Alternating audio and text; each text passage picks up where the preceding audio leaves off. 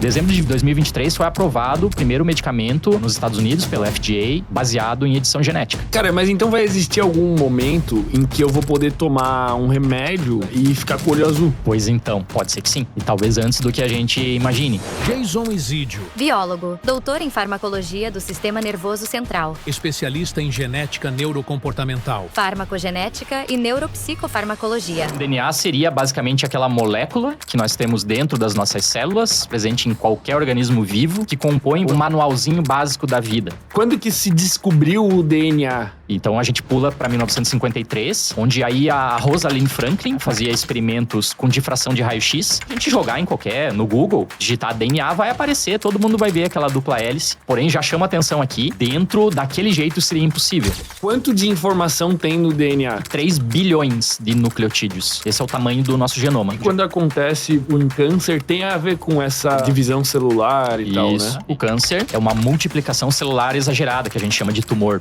Qual a relação que a genética tem com quem somos nós? A genética influencia o comportamento, não só as características. Isso, sim. Em algum nível, sim. Os transtornos de ansiedade, eles vão variar aqui no seu componente hereditário entre 40% e 60% o peso genético. Caraca, então, é muito. É bastante. Eu diria que as pessoas têm uma tendência a usar a genética como uma muleta? Acho que sim. O DNA não é determinístico para a maioria das coisas. Ele influencia, ele tá lá. Existe livre-arbítrio? Ó, pessoal, rapidinho antes aqui da gente começar. Eu tava olhando as métricas do canal outro dia e eu percebi que 83,8% das pessoas que assistem os nossos episódios não são inscritas no canal. Então eu gostaria de pedir um favor pra vocês de conferir se vocês já estão inscritos. Porque quando você se inscreve, vocês ajudam a gente a escalar os nossos convidados, a gente produzir melhores episódios e levar cada vez mais conteúdos pra vocês. Então se inscreve aqui no canal, não custa nada e vai fazer uma diferença gigantesca pra gente. Muito obrigado. Jason, pra gente começar aqui, o que é DNA? Legal. Bom, então, o DNA é o ácido desoxirribonucleico. Ácido desoxirribonucleico. Em inglês, né? Exatamente. O pessoal acabou, até acho interessante, Portugal hoje em dia, né? O pessoal ainda tem o costume de falar ADN, né? Que aí seria em português, né? Mas no Brasil a gente adotou aí a sigla em inglês, né? Do ácido desoxirribonucleico, mas acho que a tua pergunta é mais no sentido de a gente entender o que efetivamente não dar uma definição. Não a sigla piorou até, tá mais fácil enquanto eu achava que era DNA. Exato. Então o DNA seria basicamente aquela molécula que nós temos dentro das nossas células, não só nós, mas aqui vamos direcionar um pouquinho para o ser humano, né? Essa molécula está presente em qualquer organismo vivo, né? É a molécula que contém a informação, que compõe, vamos dizer assim, o manualzinho básico da vida.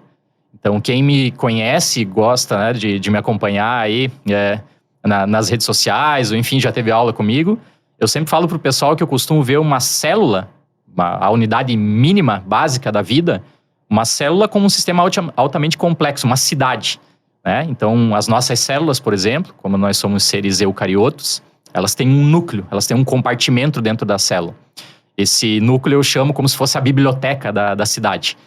Lá dentro da biblioteca você tem livros, você tem informação que servem para fazer coisas interessantes na cidade. Então, o nosso DNA seria essa informação, só que uma informação biológica, escrito com apenas 4 letras diferentes.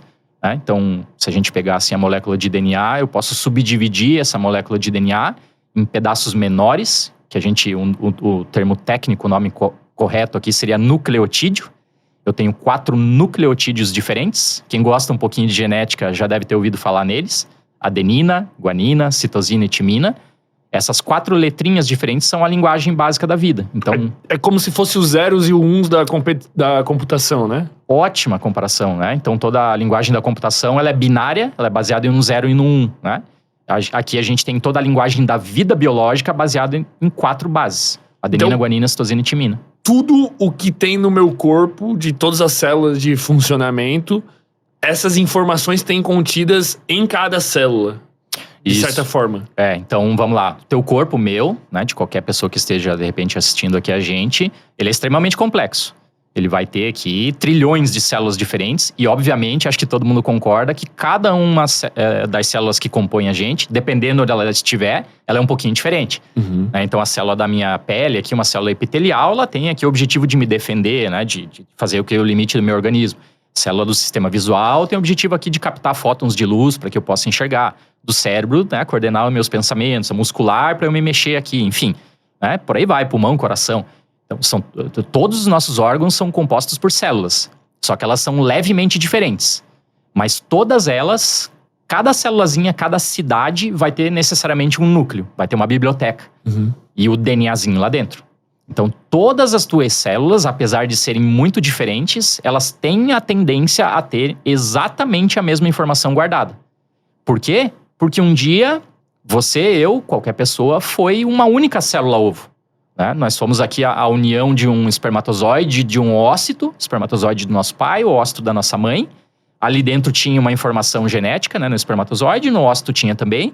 Essas duas células se fundiram e formaram o zigoto, a célula ovo, aquela primeira célula que daí agora sou eu ou é você, lá dentro da barriguinha da nossa mãe, né, no momento da concepção. E daí ela começa a se dividir. Exatamente. Então, mitose.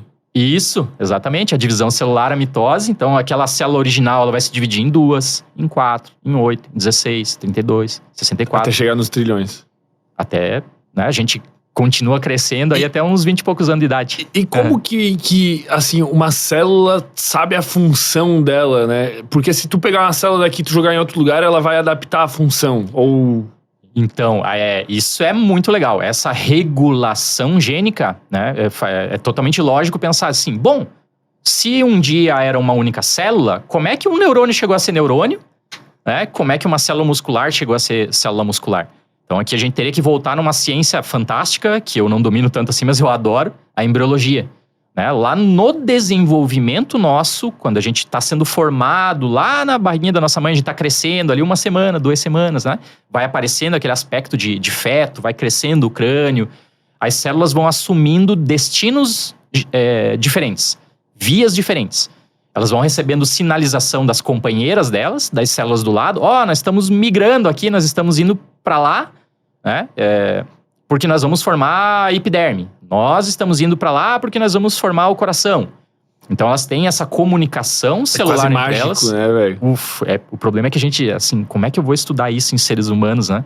É totalmente antiético, né? Eu criar um ser humano para ver isso acontecendo.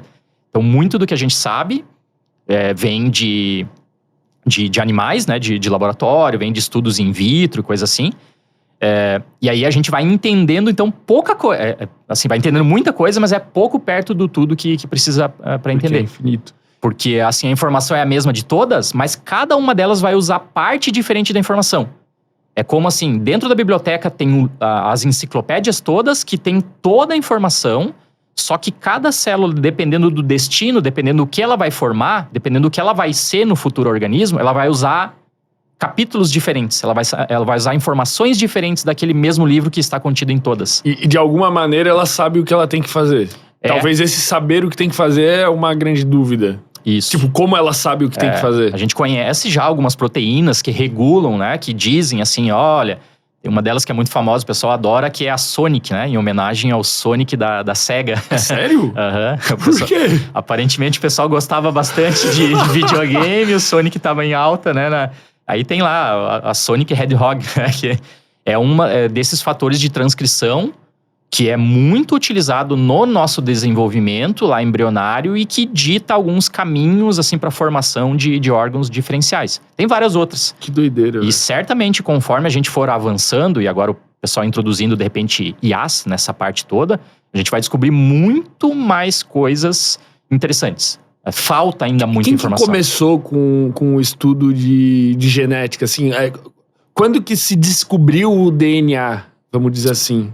O DNA é 1800, e agora eu não me lembro se 1889 ou 69, alguma coisa, século XIX. 1900. Assim. Isso, já era quase, o Micher. Então o Micher trabalhava lá num hospital e ele tinha acesso a curativos purulentos, desses que tem aquela, né, o puzinho, né, aquela coisa meio nojentinha. Então ele extraía células desses curativos purulentos, né, ou seja, glóbulos brancos, vamos dizer assim, né. E ele conseguiu identificar dentro desses glóbulos brancos, né, que são células também do nosso corpo, de defesa no caso, mas são. Ele conseguiu identificar que existia um núcleo dentro dessas células e lá dentro desse núcleo tinha uma babinha, uma substância que ele chamou de nucleína, porque estava dentro do núcleo. E aí, mais tarde, pós o Miescher, a gente passa já ali para os 1900 e coisa assim, o pessoal demonstrou então que era o ácido desoxirribonucleico e o ácido ribonucleico. Mas isso foi possível de ser identificado através do avanço da tecnologia, no caso do microscópio? Também. Você tem duas coisas. Primeiro, a capacidade do ser humano de começar a fazer perguntas interessantes, planejar experimentos interessantes, né? Para tentar resolver essas questões, porque antes, como ninguém sabia disso, né? Que dentro da célula tinha ali um ácido nucleico, então ninguém perguntava nada a respeito dele. Em um determinado momento que um cara, né, o Miescher, vai lá e mostra que existe aquela substância aqui, vem um outro e fala, tá, se existe, por que existe? Então tem toda essa vertente de começar a se fazer perguntas interessantes. E tem toda a outra vertente, obviamente, que sempre acompanha a ciência, que é o desenvolvimento tecnológico.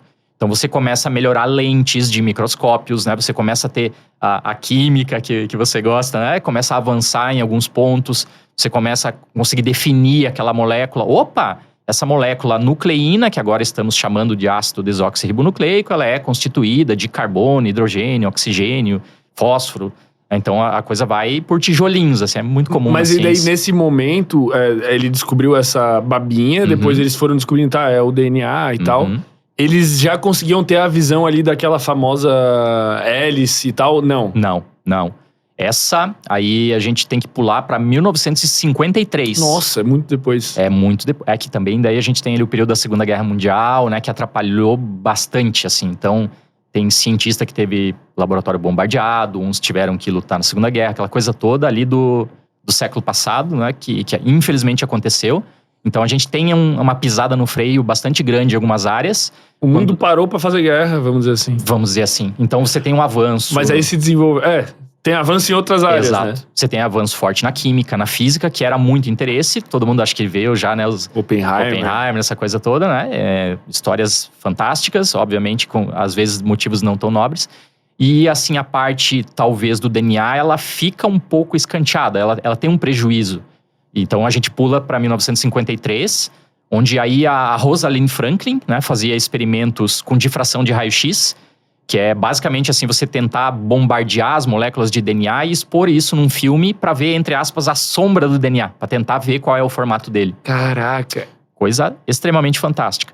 E aí vem o Watson e Crick, né? Eles têm acesso um dia às fotos, mais precisamente a foto número 51 da Rosalind Franklin. Famosa, assim. A famosa foto 51. E aí eles postulam exatamente esse modelo que você provavelmente sabe, né? Porque você fez a pergunta da dupla hélice, a espiral. Que se a gente jogar no Google, digitar DNA, vai aparecer, todo mundo vai ver aquela dupla hélice. É o formato que a gente entende da molécula de DNA, porém já chama atenção aqui, seria o formato que a gente entende tridimensional da molécula de DNA, fora do contexto celular. Então Por quê? Eu tirei aquele DNA da célula, eu arrebentei o núcleo, eu tirei as proteínas que estão junto com ele, eu hidratei aquela molécula, tudo, todo um preparo, assim. Todo um preparo para mostrar em laboratório que aquele é o formato que a gente aceita. Mas dentro, como é que é? Dentro, daquele jeito, seria impossível. Por quê? Porque Caraca, nunca ouvi isso, velho. Isso é meio louco, mas de novo a análise da analogia, melhor dizendo, da biblioteca ajuda aqui um pouco. Porque na verdade, se a gente pegar cada uma das nossas células, as nossas células têm micrômetros de tamanho. E se a gente pegar um núcleo, obviamente o núcleo é um pedaço da célula, então ele é menor ainda. A gente vai ter aqui núcleos em torno de 10 micrômetros. Para o pessoal entender o que é 10 micrômetros, seria você pegar 1 milímetro e dividir por 100. Então 1 milímetro, que já é o máximo quase da minha resolução, eu tenho que dividir isso por 100 para chegar no tamanho de um núcleo inteiro. Ali dentro desse núcleo de mais ou menos 10 micrômetros, né? Desculpem aí pela falta de precisão absoluta, eu vou ter 2 metros de DNA. Então, nós temos muito DNA. Como assim 2 metros, cara? Se eu pegasse uma célula minha, esticasse as 46 moléculas e unisse elas todas em linha reta, nós teríamos, dos meus pesa pra cima da minha cabeça 2 metros de DNA numa única célula. Então, é virtualmente impossível que isso caiba dentro da célula. Eu lembro de um desenho, né? Que daí o professor fazia assim, né? Vamos supor, tem a célula, tem um núcleo. Aí dentro ele fazia tipo do núcleo como se fosse um negócio assim, né? O DNA tipo todo... Como se fosse tipo um novelo, assim, né? Um prato espaguete. É isso que eu tô tendo essa memória ou não é? Sim, uma memória muito boa, porque assim, se a gente pensar, né, um prato espaguete, os espaguete todo, né, até aquele novelo todo, é uma maneira de que a gente tem pra fazer esses 2 metros caberem ali dentro. Não pode estar esticado em linha reta. Ele tem que estar enrolado, ele tem que estar organizado. Velho. Porra, é muita loucura, mano. É muita doideira. E isso vai nos abrir portas pra conversar coisas super interessantes aqui. Porque, vamos lá, assim, um livro. Pensando na analogia da biblioteca. Quando você entra numa biblioteca, não tá jogada toda a informação lá, os papéis jogados todo pela biblioteca. Eles estão organizados no formato de um livro. Tem uma capinha bonitinha de couro que organiza por capítulo, por página, para eu acessar certinho a informação. Para aquela informação, né, ainda mais se for a biblioteca do Vaticano, aquela informação ficar protegida, super protegida com o passar do tempo, porque é informação, é cultura, é coisa importante para a nossa espécie, a biblioteca, né? A linguagem biológica da vida também. Eu vou me manter vivo se aquela linguagem estiver preservada. Então, assim, eu não posso pegar os 2 metros de DNA, simplesmente empurrar aquilo tudo para dentro do núcleo e correr o risco daquilo quebrar, de ter uma mutação, de perder aquela informação. Então, eu vou organizar essa informação do DNA dentro das minhas células naquilo que a gente chama de molécula de cromatina. Ou seja, o DNA das células de vocês, todas as células de vocês, ele vai estar sempre enrolado ao redor de proteínas. Para proteger, para caber, para ficar bem organizado. Para quando a célula precisar de uma informação para fazer uma proteína X, ela sabe onde vai buscar e ela vai lá direto e abre só aquele pedacinho do DNA, abre só aquele livrinho, só aquela página. Agora ela precisa produzir uma proteína Y, ela fecha aquele livrinho da informação genética lá do X e vai lá num outro lugar, num outro pedaço de cromatina, onde está a informação para Y, abre lá o DNAzinho, lê aquela informação, pega a informação, não quer mais usar, fecha de novo e é isso. Tá tudo muito bem organizado, muito bem coordenado. E nessa analogia que tu faz da biblioteca, que é muito boa, por sinal, pra entender, a gente tá falando de uma biblioteca com que quantidade de informação? Eu gosto de pensar assim, seriam então 46 volumes, né? Porque nós temos 46 moléculas de DNA. 23 vieram do teu pai, 23 vieram da tua mãe. Tá. E o total de letrinhas... Isso é cromossomos? Isso, exatamente. O cromossomo simplesmente é uma denominação, né, que tem a ver com o avanço científico e tecnológico, que a gente pode falar depois, que é o estado máximo de compactação do teu DNA. A unidade mínima. Seria, assim, a mesma molécula de DNA, só que agora você pega esses livros todos e empilha eles dentro de uma caixa porque você vai fazer uma mudança. Tá, entendi. A tua célula, a tua biblioteca vai se dividir, vai passar por uma reforma. Você precisa compactar muito os teus livros. Então, o cromossomo é o DNA super compactado, ele fica inacessível, você não consegue ler nada que está escrito lá dentro, porque a célula vai se dividir em duas. Ela vai, agora, né, vai deixar descendentes. Então, você não pode esquecer... Tu empacota pra mudança, isso, entendi. Exato. E é só para isso que existe o termo cromossomo, mas é a mesma molécula de DNA que está no formato de cromatina, que a gente estava falando antes, né? Organizados em livros mais ou menos distantes um do outro. Mas quando eu digo assim em relação à informação, vamos comparar com uma biblioteca do mundo real. Quanto de informação tem no DNA? Tipo, se fosse escrever um... Boa. Se eu somar os 46 livros e eu somar todas as letrinhas, nós vamos ter aqui 3 bilhões de nucleotídeos. Esse é o tamanho do nosso genoma. O genoma da espécie humana como, mais ou menos, né? Um pouquinho mais, um pouquinho menos. Mas assim, em geral, 3 bilhões de nucleotídeos, 3 bilhões de letrinhas. Então é uma informação muito grande.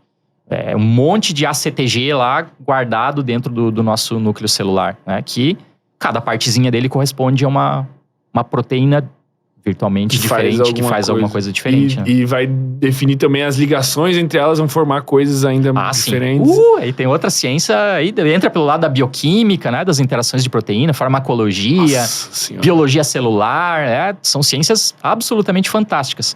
Eu até pro pessoal que tá me vendo pela primeira vez, eu gosto sempre de entender a célula, a cidade celular, como o nível mínimo da vida. Então o DNA é parte, a biblioteca é parte, mas efetivamente quem faz as coisas no citoplasma, quem coordena os processos todos, são as proteínas. O DNA é o livro, a informação que está lá dentro da biblioteca. Da cidade. Ele não sai correndo de lá, ele não faz nada. O DNA não é bom ou ruim, ele é uma informação que está lá. Depende de quem usar ele. Pra fazer o quê? Então... e aí, quando acontece, por exemplo, um câncer, tem a ver com essa divisão celular e tal, né? Isso.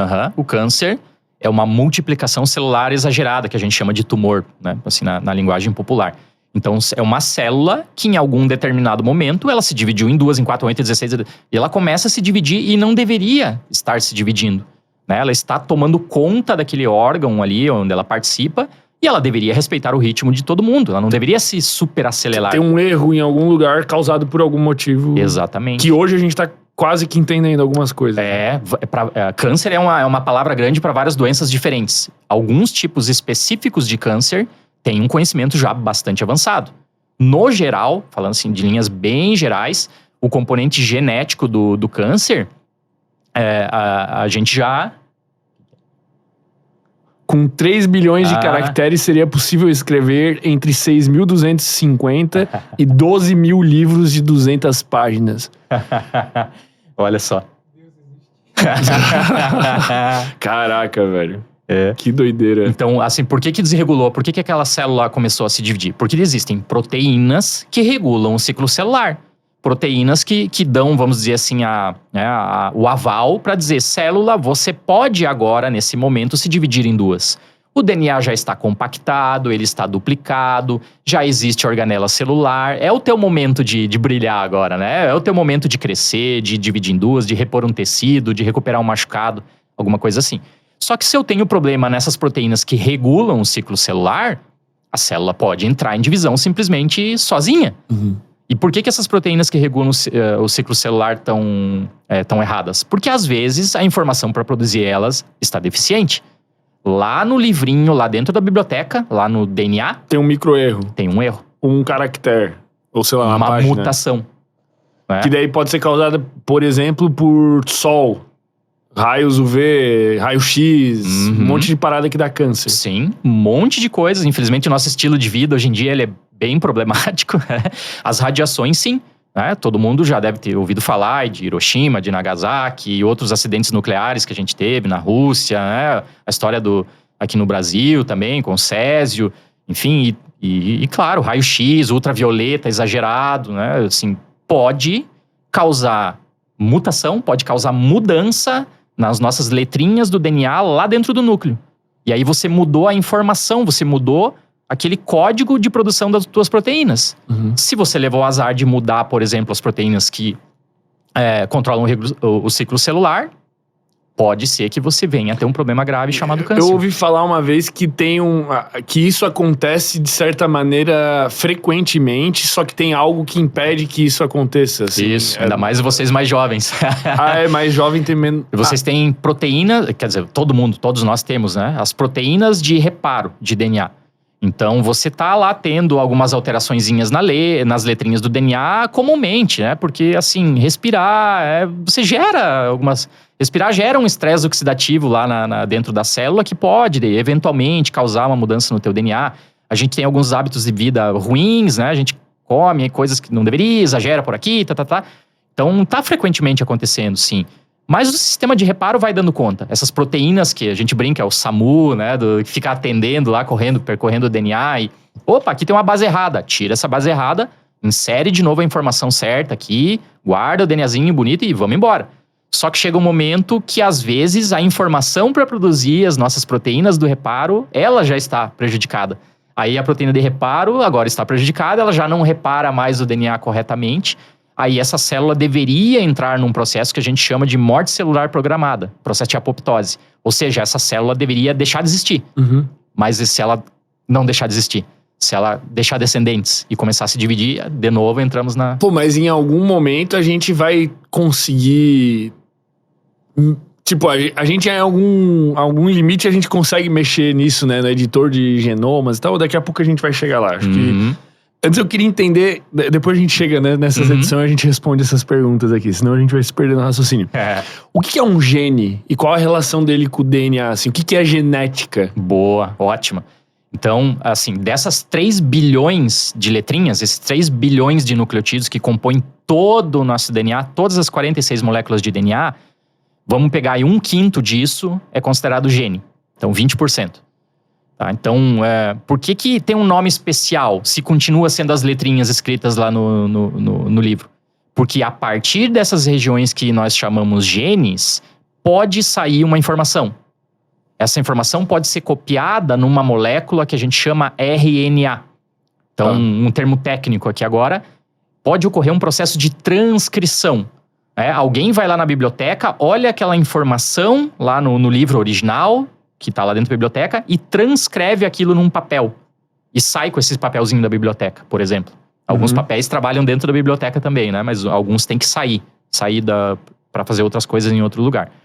Então, essa molécula que é copiada a partir do DNA é o RNA, o ácido ribonucleico. E aí, por definição, a gente diz, então, que essas regiões onde pode ser copiado em RNA, onde pode ocorrer um processo de transcrição, são os genes.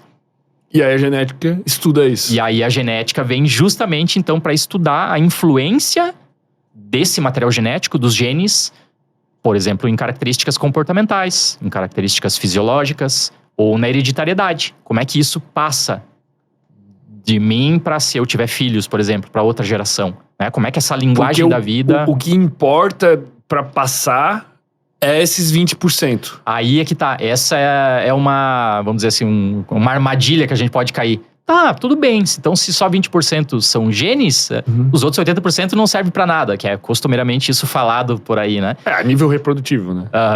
Mas, na verdade, não. Você precisa de todo o teu DNA. Por quê? Porque esse outro 80% tem coisas, algumas que a gente não tem nem ideia ainda, né? Mas tem regiões aqui que regulam os genes.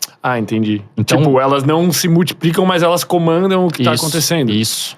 Então, toda a informação é importante. Se eu perder um volume lá da enciclopédia, pode dar muito ruim para minha célula, né? Eu tenho que ter toda a informação, cuidar muito bem de toda essa informação, só que somente parte dela, a minoria, vai ser copiada numa molécula de RNA. Outras regiões têm outras funções. Né? A gente tem aqui boa parte do nosso genoma da espécie humana que são regiões repetitivas, que dali não sai nenhuma informação. Só que essas regiões repetitivas, né, aí tem transposons, promotores, centrômero, telômero, tem várias outras coisas que compõem todo o nosso genoma e que a gente já sabe com um grau de certeza absurda que se eu for lá e cortar fora esses pedaços, não dá certo. O que acontece? Aquela célula vai, se for a célula num organismo que nem nós, aquela célula simplesmente vai colapsar. Ela vai deixar de existir. Se você está num processo embrionário e acontecer uma coisa dessa, provavelmente o organismo nem chega a nascer. Ele não vai se desenvolver corretamente. Né? Ou pode acontecer alguma deficiência. Ou pode acontecer algum problema, alguma síndrome genética, por exemplo. Caraca, velho.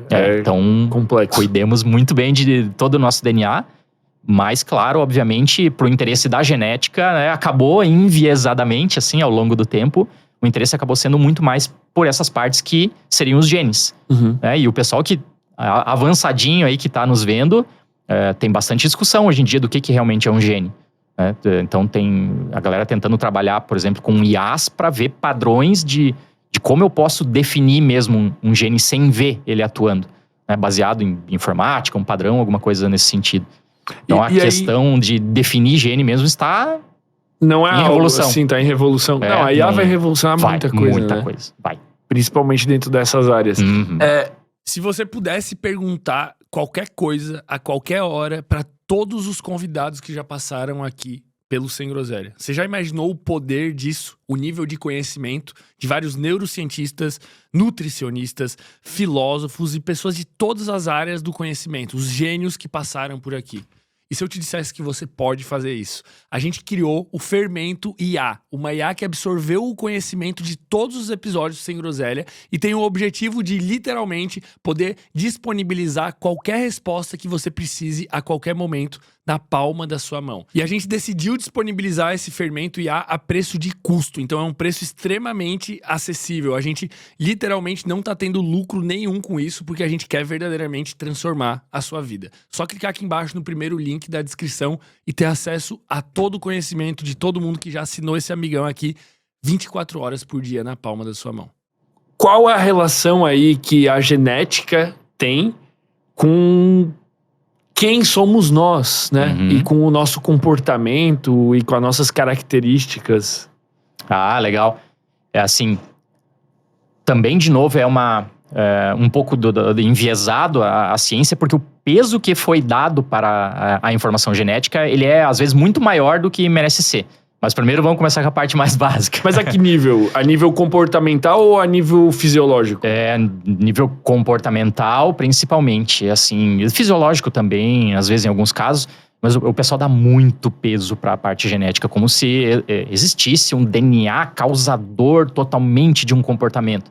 Ele influencia, ele faz parte da cidade, ele tem informação para ajudar, né, no funcionamento todo ali da cidade celular. Mas, de novo, ele não sai correndo da biblioteca, ele não determina. O determinismo genético é algo do passado, que tentam sempre resgatar. Existem correntes, né, filosóficas, pseudocientíficas, que sempre trazem à tona dessa coisa de DNA melhor, de DNA que define alguma coisa. Mas vamos botar assim, né? Quando tu pega, então, pais de olhos claros, e daí eles têm um filho azinho, é só azinho, né? Dizem que é o olho claro, não tem azão.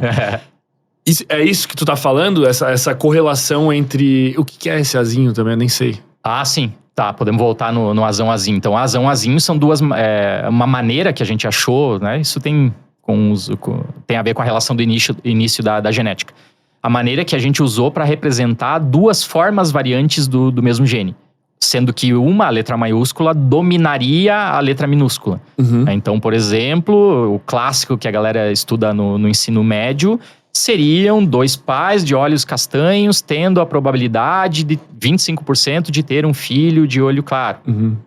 Por que apareceu a cor de olho claro se os dois pais tinham olhos castanhos? Porque provavelmente os dois progenitores, os dois pais, tinham ali um alelo recessivo que estava mascarado. Que pode ser um pai dele que tinha um olho claro. Isso, vem lá de anteriormente.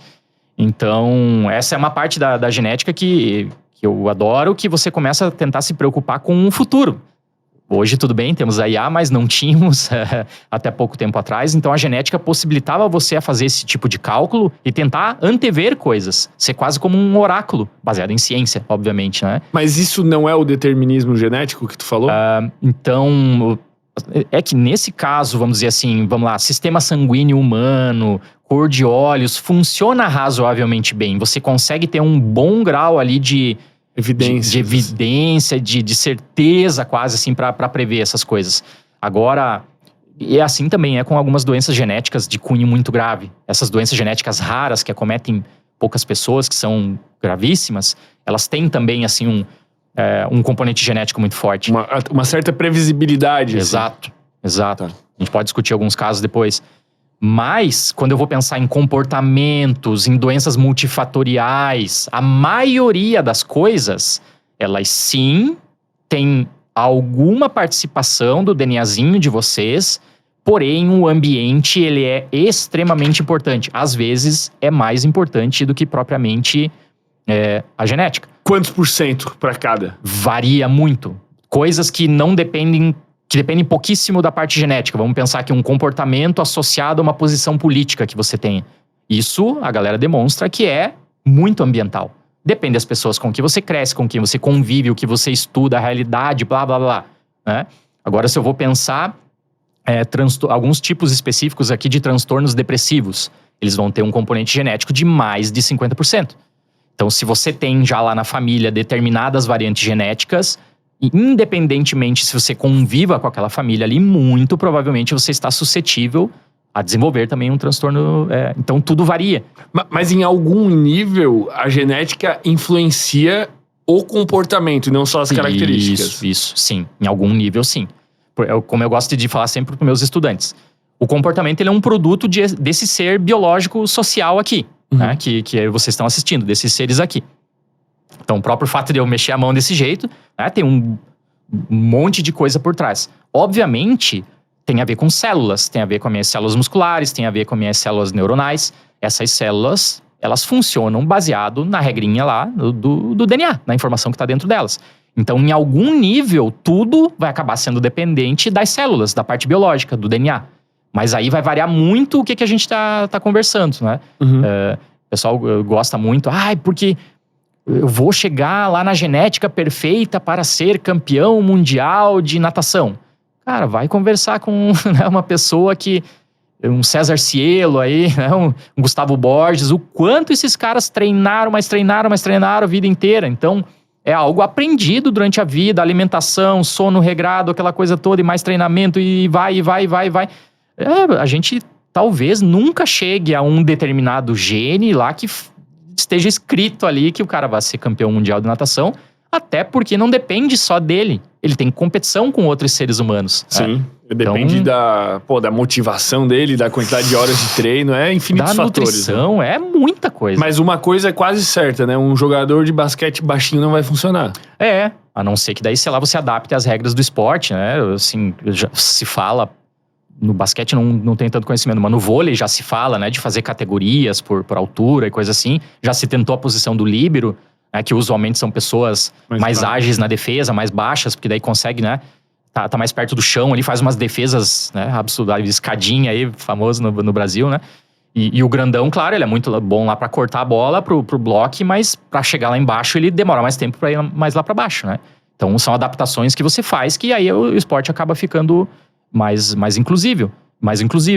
Agora, claro, sim, a altura também não vai ser só genética. Ela vai depender também de toda a nutrição que você tem, inclusive desde o momento da concepção. Que isso já são fatores ambientais. A tua mãe tá recebendo adequadamente a nutrição, as vitaminas. A tua mãe não tá comendo direito e tá fumando, tá bebendo, enquanto ela tá se estressando, enquanto tá grávida de você. Isso já vai começar a ter uma influência no teu desenvolvimento. Né? A espessura de ossos, a formação do esqueleto, essa coisa toda, que depois poderá fazer com que você não atinja todo aquele potencial de altura que você teria, vamos dizer assim, geneticamente para atingir. Quando a gente fala da influência da genética no comportamento em questão assim, obesidade, ansiedade, transtorno mental, eu ser uma pessoa mais impulsiva, menos impulsiva, qual é a relação e qual é o nível de evidência que tem hoje que diz, cara, isso aqui não é só ambiental, isso tem a ver com um fator genético? Todos que você citou, ansiedade, impulsividade, obesidade, são o que a gente chama de doenças multifatoriais. Tá. Todas elas têm influência genética e ambiental.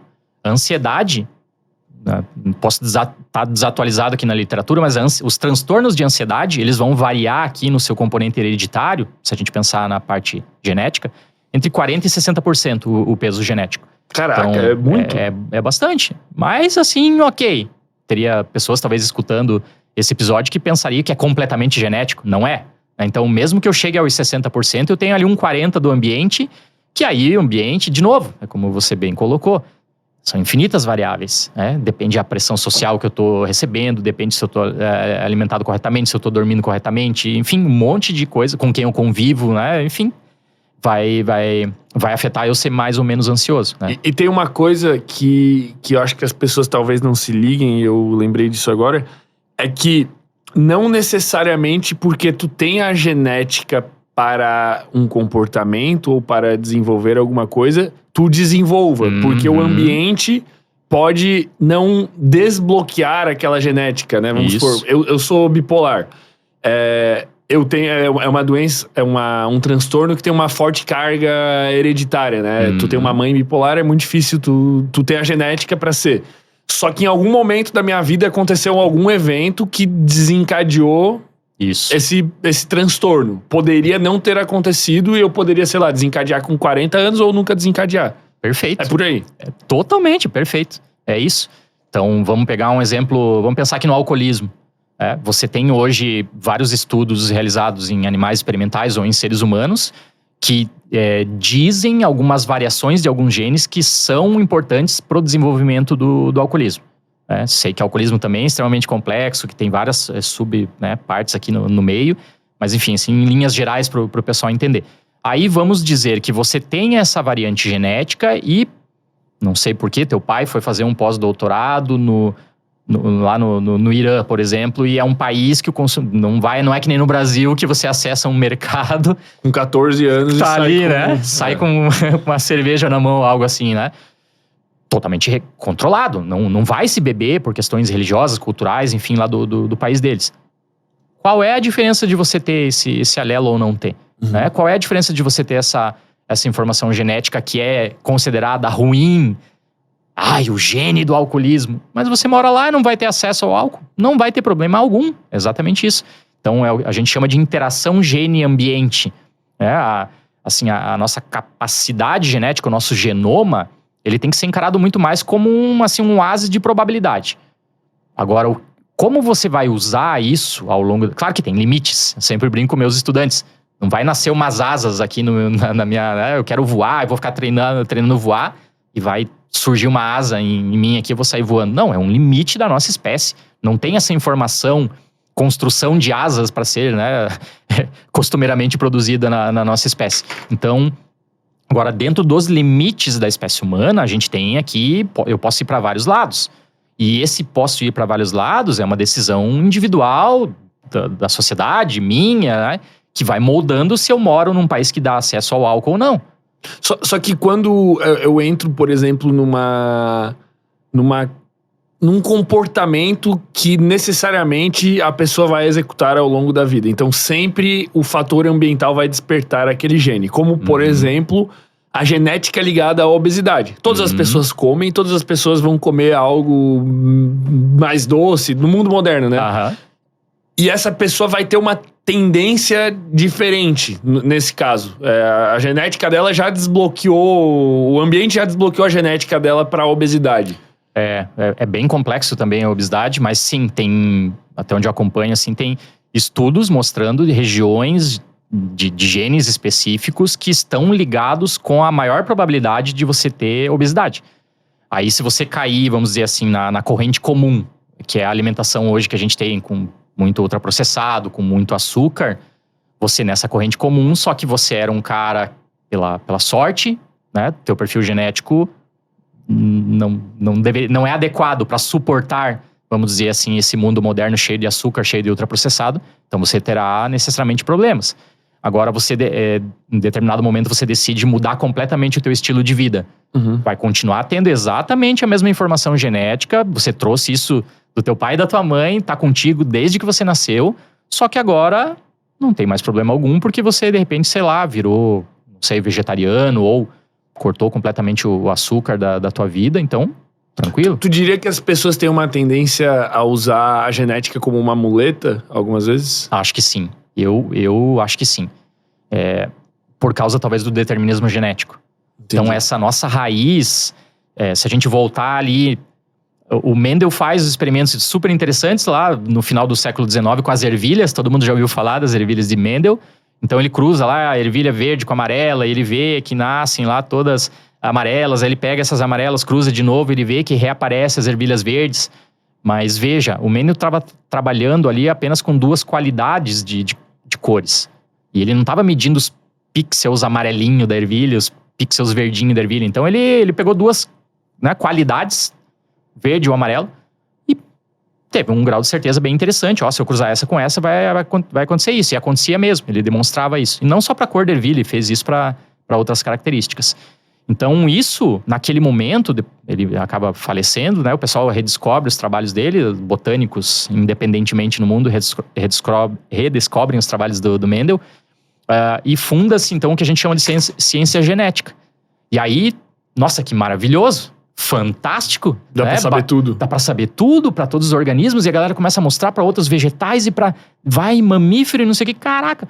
Então, levou a um viés de botar um peso absurdo em cima da parte genética. Levou ao determinismo genético, né, que causou alguns problemas aí na história da humanidade no século passado e causa até hoje. Segregação e políticas públicas, enfim. Então, é importante? Sim, é importante, mas o DNA não é determinístico para a maioria das coisas. Ele influencia, ele tá lá. Ele precisa ser acessado, a informação dele precisa ser extraída. E aí, isso é de fora para dentro, é a gente. Depende do que eu faço com o meu organismo. né? Se eu era um cara sedentário e de repente, em algum momento, eu me inspiro e começo a treinar, fazer academia, crossfit, correr, não sei, jogar futebol, alguma coisa assim, e começo a fazer aquele treinamento, eu automaticamente estou mandando uma informação para dentro das minhas células que eu tenho que acessar outras regiões do DNA. Regiões que não eram acessadas, porque eu estava num estilo de vida completamente sedentário. E aquelas regiões do sedentarismo que poderiam me levar, sei lá, a problemas cardíacos, a obesidade, a várias outras coisas, talvez agora elas sejam silenciadas, elas não precisem mais ser usadas. Porque a célula está fazendo outra coisa agora. Então isso veio de fora para dentro, né? E aí, como então que o DNA é determinístico, né? Assim, ele influencia coisas, né, como a gente falou antes, mas não para determinar totalmente. É uma equação complexa, Isso. com infinitas variáveis. Isso. E uma delas é a genética. Isso. E várias outras são ambiente. Tem aquela clássica que o pessoal vê no ensino médio. F igual G mais A. O fenótipo é igual ao genótipo mais meio ambiente. A gente pode começar a complicar um pouquinho. F igual G vezes A. F igual a G vezes As. Várias variáveis ambientais. Ao quadrado, ao... Porque também raiz, isso, né? Isso logaritmo. é muito importante. O determinismo genético, ele vem com a noção que um gene faz alguma coisa. Mas, na verdade, essa coisa, ela é influenciada por muitos genes diferentes. E pela interação entre eles. Então, um regula um, que regula o outro, que silencia o outro, que... É uma complexidade, como a gente fala, é um balé acontecendo lá dentro da biblioteca. É informação sendo usada para regular a informação. É algo extremamente complexo que a gente não domina, nós como humanidade, como ciência, ainda. Alguns casos a gente sabe muito bem. Esse cara aqui faz uma proteína e sempre faz só essa proteína. E essa proteína é responsável por regular o ciclo celular. Ou ela é responsável por refletir lá a luz que bate nos meus olhos e daí ela influencia na cor dos meus olhos. Algumas coisas a gente conhece muito bem. E daí, nesses casos, dá a entender assim que é bem determinístico. Porque se eu mexer no DNA, eu mexo na proteína e daí muda o fenótipo ou o comportamento, né? Ou a fisiologia. Mas a maioria dos outros casos, a coisa é complexa demais. Que aí entra uma grande dúvida, né? Percebendo que o fenótipo vai ser a soma do ambiente mais a carga genética, só que com outras infinitas variáveis, mas que não fogem disso, esse fenótipo, que também, além das nossas características, a gente pode botar que ele vai incluir também o nosso comportamento vai ser um resultado disso também. Existe livre-arbítrio? É uma pergunta excelente. Eu me pego pensando às vezes, ainda mais assistindo os episódios de vocês, assim, o pessoal, os grandes gênios comentando a respeito disso. Eu encaro a vida, assim, posso estar errado, não quero ser o dono da verdade a respeito disso. Eu acho que a gente evoluiu bastante, a gente conhece muita coisa, tem bancos de dados enormes, tem IAs fantásticas surgindo aí, mas eu não sei se algum dia a gente vai ter uma capacidade de computação mesmo para chegar no nível de computar todas as variáveis que é necessário para, por exemplo, replicar determinar exatamente o comportamento de uma pessoa num nível absurdo. Eu entendo como algo mais caótico, onde a imprevisibilidade do sistema, aquelas microcasas, aquelas microvariáveis... O pessoal que fala do caos sempre gosta de citar o matemático que deu uma palestra dizendo: pode o bater de asas de uma borboleta no Brasil causar um furacão no Texas? Ficou muito famosa essa frase. O efeito borboleta. Exatamente, o efeito borboleta. Porque é isso, pequenas microvariações. Por isso que a meteorologia é algo... Os caras sofrem. E eles dão probabilidade pra gente, eles não conseguem dar certeza. Não, aqui em Floripa mesmo. Em Floripa mesmo, cara. Assim, as nuvens convectivas ali, dá um calor específico num bairro ali perto de um morro, dá uma chuvinha ali, o cara olhando no celular, mas o meteorologista disse que não ia chover. Pô, né, o cara... Mas o que eu penso, a nossa incapacidade de desenvolver tecnologia a ponto da gente conseguir computar todas essas variáveis... não quer dizer que essas variáveis não determinem o nosso comportamento. A gente só não tem a capacidade de calcular, mas é um comportamento determinado. Pode ser. E aí me faz pensar de outra coisa. Se a gente reduzir toda... DNA ainda é muito pequeno. A gente está no nível dos nanômetros, do 1 milhão de vezes menor que o milímetro. Mas se eu pensar, o DNA ainda é uma molécula grande. É composto de muitos átomos diferentes. E aí eu vou descer lá nos átomos e eu vou chegar no elétron de cada um deles. E o elétron, digam os físicos aí muito melhor que eu, ele é probabilístico. Eu não consigo saber exatamente onde ele está. Então, será que seria possível no futuro mesmo será que não... No meu ver, não é só um problema talvez de computação, de poder medir todas as variáveis para dizer que daí eu não tenho livre-arbítrio. É que talvez é a própria natureza do sistema. E aí, bom, a gente pode começar a viajar. Mas em algum limite tem que ser, cara. Eu fico perturbado com isso. Porque eu penso, essa natureza probabilística do elétron e do, cara, sei lá, do neutrino lá, que os caras chegam na puta que pariu da menor substância. Essa natureza probabilística, eu acredito que ela seja probabilística pela nossa limitação Pode ser. tecnológica. É tipo assim, o cara olha pro céu em 1600, sei lá, e ele não tem o conhecimento exatamente da posição do Sol. Ele sabe, cara, o Sol nasce ali, olha, de vez em quando o Sol nasce um pouquinho mais pra esquerda. Ele fala, não, o Sol tem uma probabilidade de estar lá. Mas quando ele desenvolveu uma tecnologia, um conhecimento absurdo, ele sabe que a Terra tá girando de um jeito que o eixo altera não sei quantos graus a cada não sei quantos anos e o Sol tá exatamente ali. Então deixou de ser probabilístico e passou a ser determinístico. Eu acredito que com o avanço tecnológico, em algum momento que é considerado probabilístico hoje, vai ser determinístico. E a gente vai começar a chegar à conclusão. Cara, a gente consegue determinar cada vez mais o comportamento humano. Porque pra mim, quando eu vejo aquele experimento de um juiz dar uma sentença diferente pro réu, dependendo do nível de fome que ele tava, da refeição que ele fez, eu fico assim, caralho, irmão, não existe livre-arbítrio. Não tem como existir se isso acontece, se isso é aferível. É um excelente ponto. Talvez a gente teria que ter essa conversa daqui a algumas décadas pro futuro de novo. Se a gente chegar no nível realmente de deixar de entender que a base da natureza ela é probabilística e a gente conseguir computar todas essas interações que ocorrem. Porque assim, por exemplo, o fato de eu mexer a mão aqui para cima é decorrente de uma tempestade neuronal que ocorreu teoricamente nos meus neurônios, que faz parte de mim. Não foi uma decisão consciente, mas na teoria faz parte de mim. Então eu poderia dizer que eu tive livre-arbítrio, eu como consciente e inconsciente juntos, né? Mas a partir do momento que eu chego, assim, tá tudo computado, tá tudo certinho. Se o elétron tá... Sabemos que ele tá ali, ou ali, ou ali, ou ali. Aí parece simplesmente quase que aí a gente vai evoluir, por exemplo, uma teoria da simulação. Que isso aqui é a hipótese acho que é a hipótese, não teoria.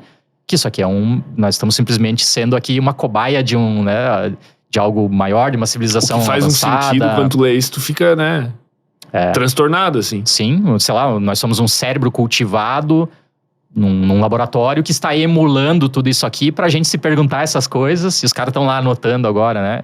Avança pra esse lado, eu acho, aí depois. É porque, segundo o Laplace, né, daí tem aquele demônio imaginário que ele pensa, e ele vai num raciocínio de que se existisse um demônio, ele podia ter falado uma entidade, né, mas eles preferem botar um nome mais dramático. Existisse um demônio que conhece todas as leis físicas, matemáticas, determinísticas de todo o universo, e tu entrega pra ele o estado inicial desse problema físico, com todas as variáveis, todas as moléculas, sei lá, no Big Bang ou no start do universo, seja lá o que for, e ele sabe todas as interações que essas moléculas podem ter, que esses átomos podem ter, e o que vai acontecer, ele consegue determinar tudo, em qualquer momento da história, porque ele tem a equação fundamental com zilhões de variáveis. Ele consegue saber, inclusive, que eu estaria falando isso agora. Assim, vamos pensar, vamos transformar o demônio aí num físico que postula atualmente, não é um só, são vários, que postulam que o universo tem 10 dimensões. A gente vive aqui em 3 dimensões e a quarta seria a dimensão temporal, que a gente só percebe como tempo, a gente só vai pra frente. Não consigo rebobinar aqui, né? E ter a experiência pra trás. Então, sei lá, 4 dimensões. Um demônio, um ser de uma dimensão superior, ele tá vendo, porque ele tem todas as variáveis, ele já sabe onde você chegou. Você está tendo a experiência de estar chegando, mas ele já sabe onde vai dar. Porque ele te vê desde a tua primeira célula até a tua morte. Você é uma minhoca pra ele, né? No tempo, nessa como se ele estivesse olhando pra um livro. Que ele olha o começo aqui, tu nascendo, e ele consegue ver o final. Exato. Ele consegue ver qualquer Isso. página, o que tu fez. Exato, ele é de uma dimensão superior, então ele nos acessa em qualquer página, em qualquer frame do filme da nossa vida. Inclusive, ele pode rebobinar e ver de novo. Mas a gente tá tendo essa... Como, de novo, a hipótese da simulação, The Sims. Você tá Mas jogando, isso faz né? um puta do sentido de alguma forma, Olha. né? Olha. Só que eu fico perplexo porque eu acho que vai acontecer de cada vez mais o poder computacional e o avanço científico determinar coisas bizarras. Uhum. Cara, tipo assim, eu vou dar um exemplo assim que talvez seja um exemplo meio tolo, porque ele depende da minha percepção e a nossa percepção tem que sempre ser questionada. Uhum. Mas eu tenho uma camisa vermelha, toda zebrada, cara, que ela é muito assim, né, cheguei, né, assim, muito chamativa. Uhum. E, cara, fazia 1 ano e pouco que eu não usava essa camisa. E aí, recentemente, eu mudei a minha medicação da bipolaridade e eu tava tomando uma medicação que tava, assim, ela diminuía bastante meu humor. Tem uma tendência a ter um humor mais elevado. Aham. E aí eu troquei por uma medicação que me deixa um pouquinho, acelerou um pouquinho. Cara, e aí um dia eu me vi usando aquela camisa novamente, cara. 100% conectado com esse elevar de energia, com essa diminuição um pouco do freio comportamental, né? De estar um pouco mais impossível, solto, sem a medicação. Eu botei a camisa, gravei o episódio, depois eu olhei e falei, cara, mano, não existe livre-arbítrio. Porque uma medicação, em algum nível, influenciou o jeito que eu me visto, velho. Aí eu fico maluco com essas porra, cara. Não tem como não ficar porque maluco. daí eu sou obrigado a concordar contigo. Nessa linha de raciocínio que você tá tendo, aí realmente se é, né, assim, está dentro do universo das probabilidades todas, realmente eu não posso sair dessa simulação aqui e me ver por fora, né? Pelo menos não conscientemente, assim, a não ser um exercício de imaginação ou algo assim, né? Eu penso que é tão complexo que parece que existe livre-arbítrio. Aham. Então, é uma discussão quase inútil. Não, acho que não. Achei a discussão baita. Eu adorei ouvir teu ponto de vista, que é mais ou menos a questão que a gente tem de sorte. O que é sorte? Eu pego uma moedinha aqui, cara ou coroa, e jogo pra cima. Pum! Se eu jogar 100 vezes e a moeda não tiver enviesada, eu espero 50 cara e 50 coroa, mais ou menos, né? Isso vai variar um pouquinho se eu fizer várias vezes o experimento de 100 vezes. Mas assim, na média é mais ou menos isso que eu espero. Quanto mais tu fizer, maior a tendência a ser meio a meio. Isso, né? Mas, vamos lá. Se eu jogar poucas vezes, pode acabar dando 10 vezes, cara, seguido, né? E aí, se eu estivesse apostando contra o meu amigo apostou no cara e ele ganhou 10 vezes seguida. E eu tô ali arrasado. Pô, mas que cara sortudo, como é que pode, não sei o quê. O que é a sorte, na verdade? São microvariáveis, que é a linha que você tá pensando, que a gente não conhece. Ou seja, a velocidade inicial com que eu bati a moedinha aqui no polegar pra cima, quantas vezes ela rodou, se tinha um ar-condicionado ou não, se um pombo passou lá em cima e fez uma corrente de ar ou não, blá, blá, blá, se ela caiu na minha mão, se ela caiu no chão, se ela foi mais pra baixo. Uma microvariação, numa deformidade no jeito que a moeda... Em algum nível foi um átomo que determinou. Às vezes, tipo, cara, eu vou empurrando Pode essa ser. caneta aqui até ela cair da mesa, né? Existe um micrômetro que é o limite pra ela cair ou não. Né? Vai ter alguma hora. Vai A gente não ter consegue, alguma com o hora. nosso sistema visual, eu não consigo ver. Mas se eu tivesse ali com uma super câmera, com um microscópio, não sei o que, uma Empurrando hora... com a menor força possível. Alguma hora é um o limite. átomo, né? é o limite. A gente não consegue. Essa variação pode estar ali na hora que tu joga a moeda. E de novo, se você está dizendo se eu conheço todas as variáveis, não existe o conceito sorte. Está determinado por todas aquelas variáveis. Pela força inicial, por quantas vezes ela vai rodar, se vai ter corrente de vento, se não vai. Se eu conheço tudo, não tem mais, né? Mas aí quando tu bota isso num modelo computacional, fazendo uma simulação, tu consegue sempre determinar. Se tu diminui as variáveis. Ah, sim. Aham. Entende? Tu Tá. não... Tipo, a diferença entre determinar ou não um comportamento mais complexo é a capacidade computacional Tá. e o nível de variáveis, né? Se tu diminui as variáveis, cara, pô, sei lá, tu emula uma moeda que roda Aham. fisicamente, né? Tipo, ela vai rolando e ela cai ou pra direita ou pra esquerda. Né? Aham. Ou é cara ou é coroa. Cara, se tem poucas variáveis físicas envolvidas, o computador sempre vai saber a resposta. Sim, você tem razão. Inclusive tem jogos de simulação de vida. Sim, origem da vida, sei lá, que é um 2D, assim, bem simples. Para um organismo se reproduzir e deixar descendentes, ele não pode ter, sei lá, X descendentes ao redor dele, né? Porque seria competição com o alimento. Então, Algoritmo. Isso, você faz assim com poucas variáveis e tal, e você vê aquilo lá E aí você avança várias gerações e vê o que vai acontecer com aquela, entre aspas, espécie, né, num 2D ali num computador. Então, realmente, sim. Porque Então a daí gente tá numa simulação, cara. Olha. Chamemos aí neurocientistas famosos e pessoas que conhecem bastante do assunto. Porque eu realmente sou sou mais no sentido da filosofia. É assim, o Gabriel tava conversando comigo antes da gente começar a gravar aqui, né, teu parceiro. E realmente tem coisas que a gente vai se especializando tanto, estudando tanto na vida, que você começa a bater umas bordas, assim. E você começa a realmente ver que pode ser que seja possível.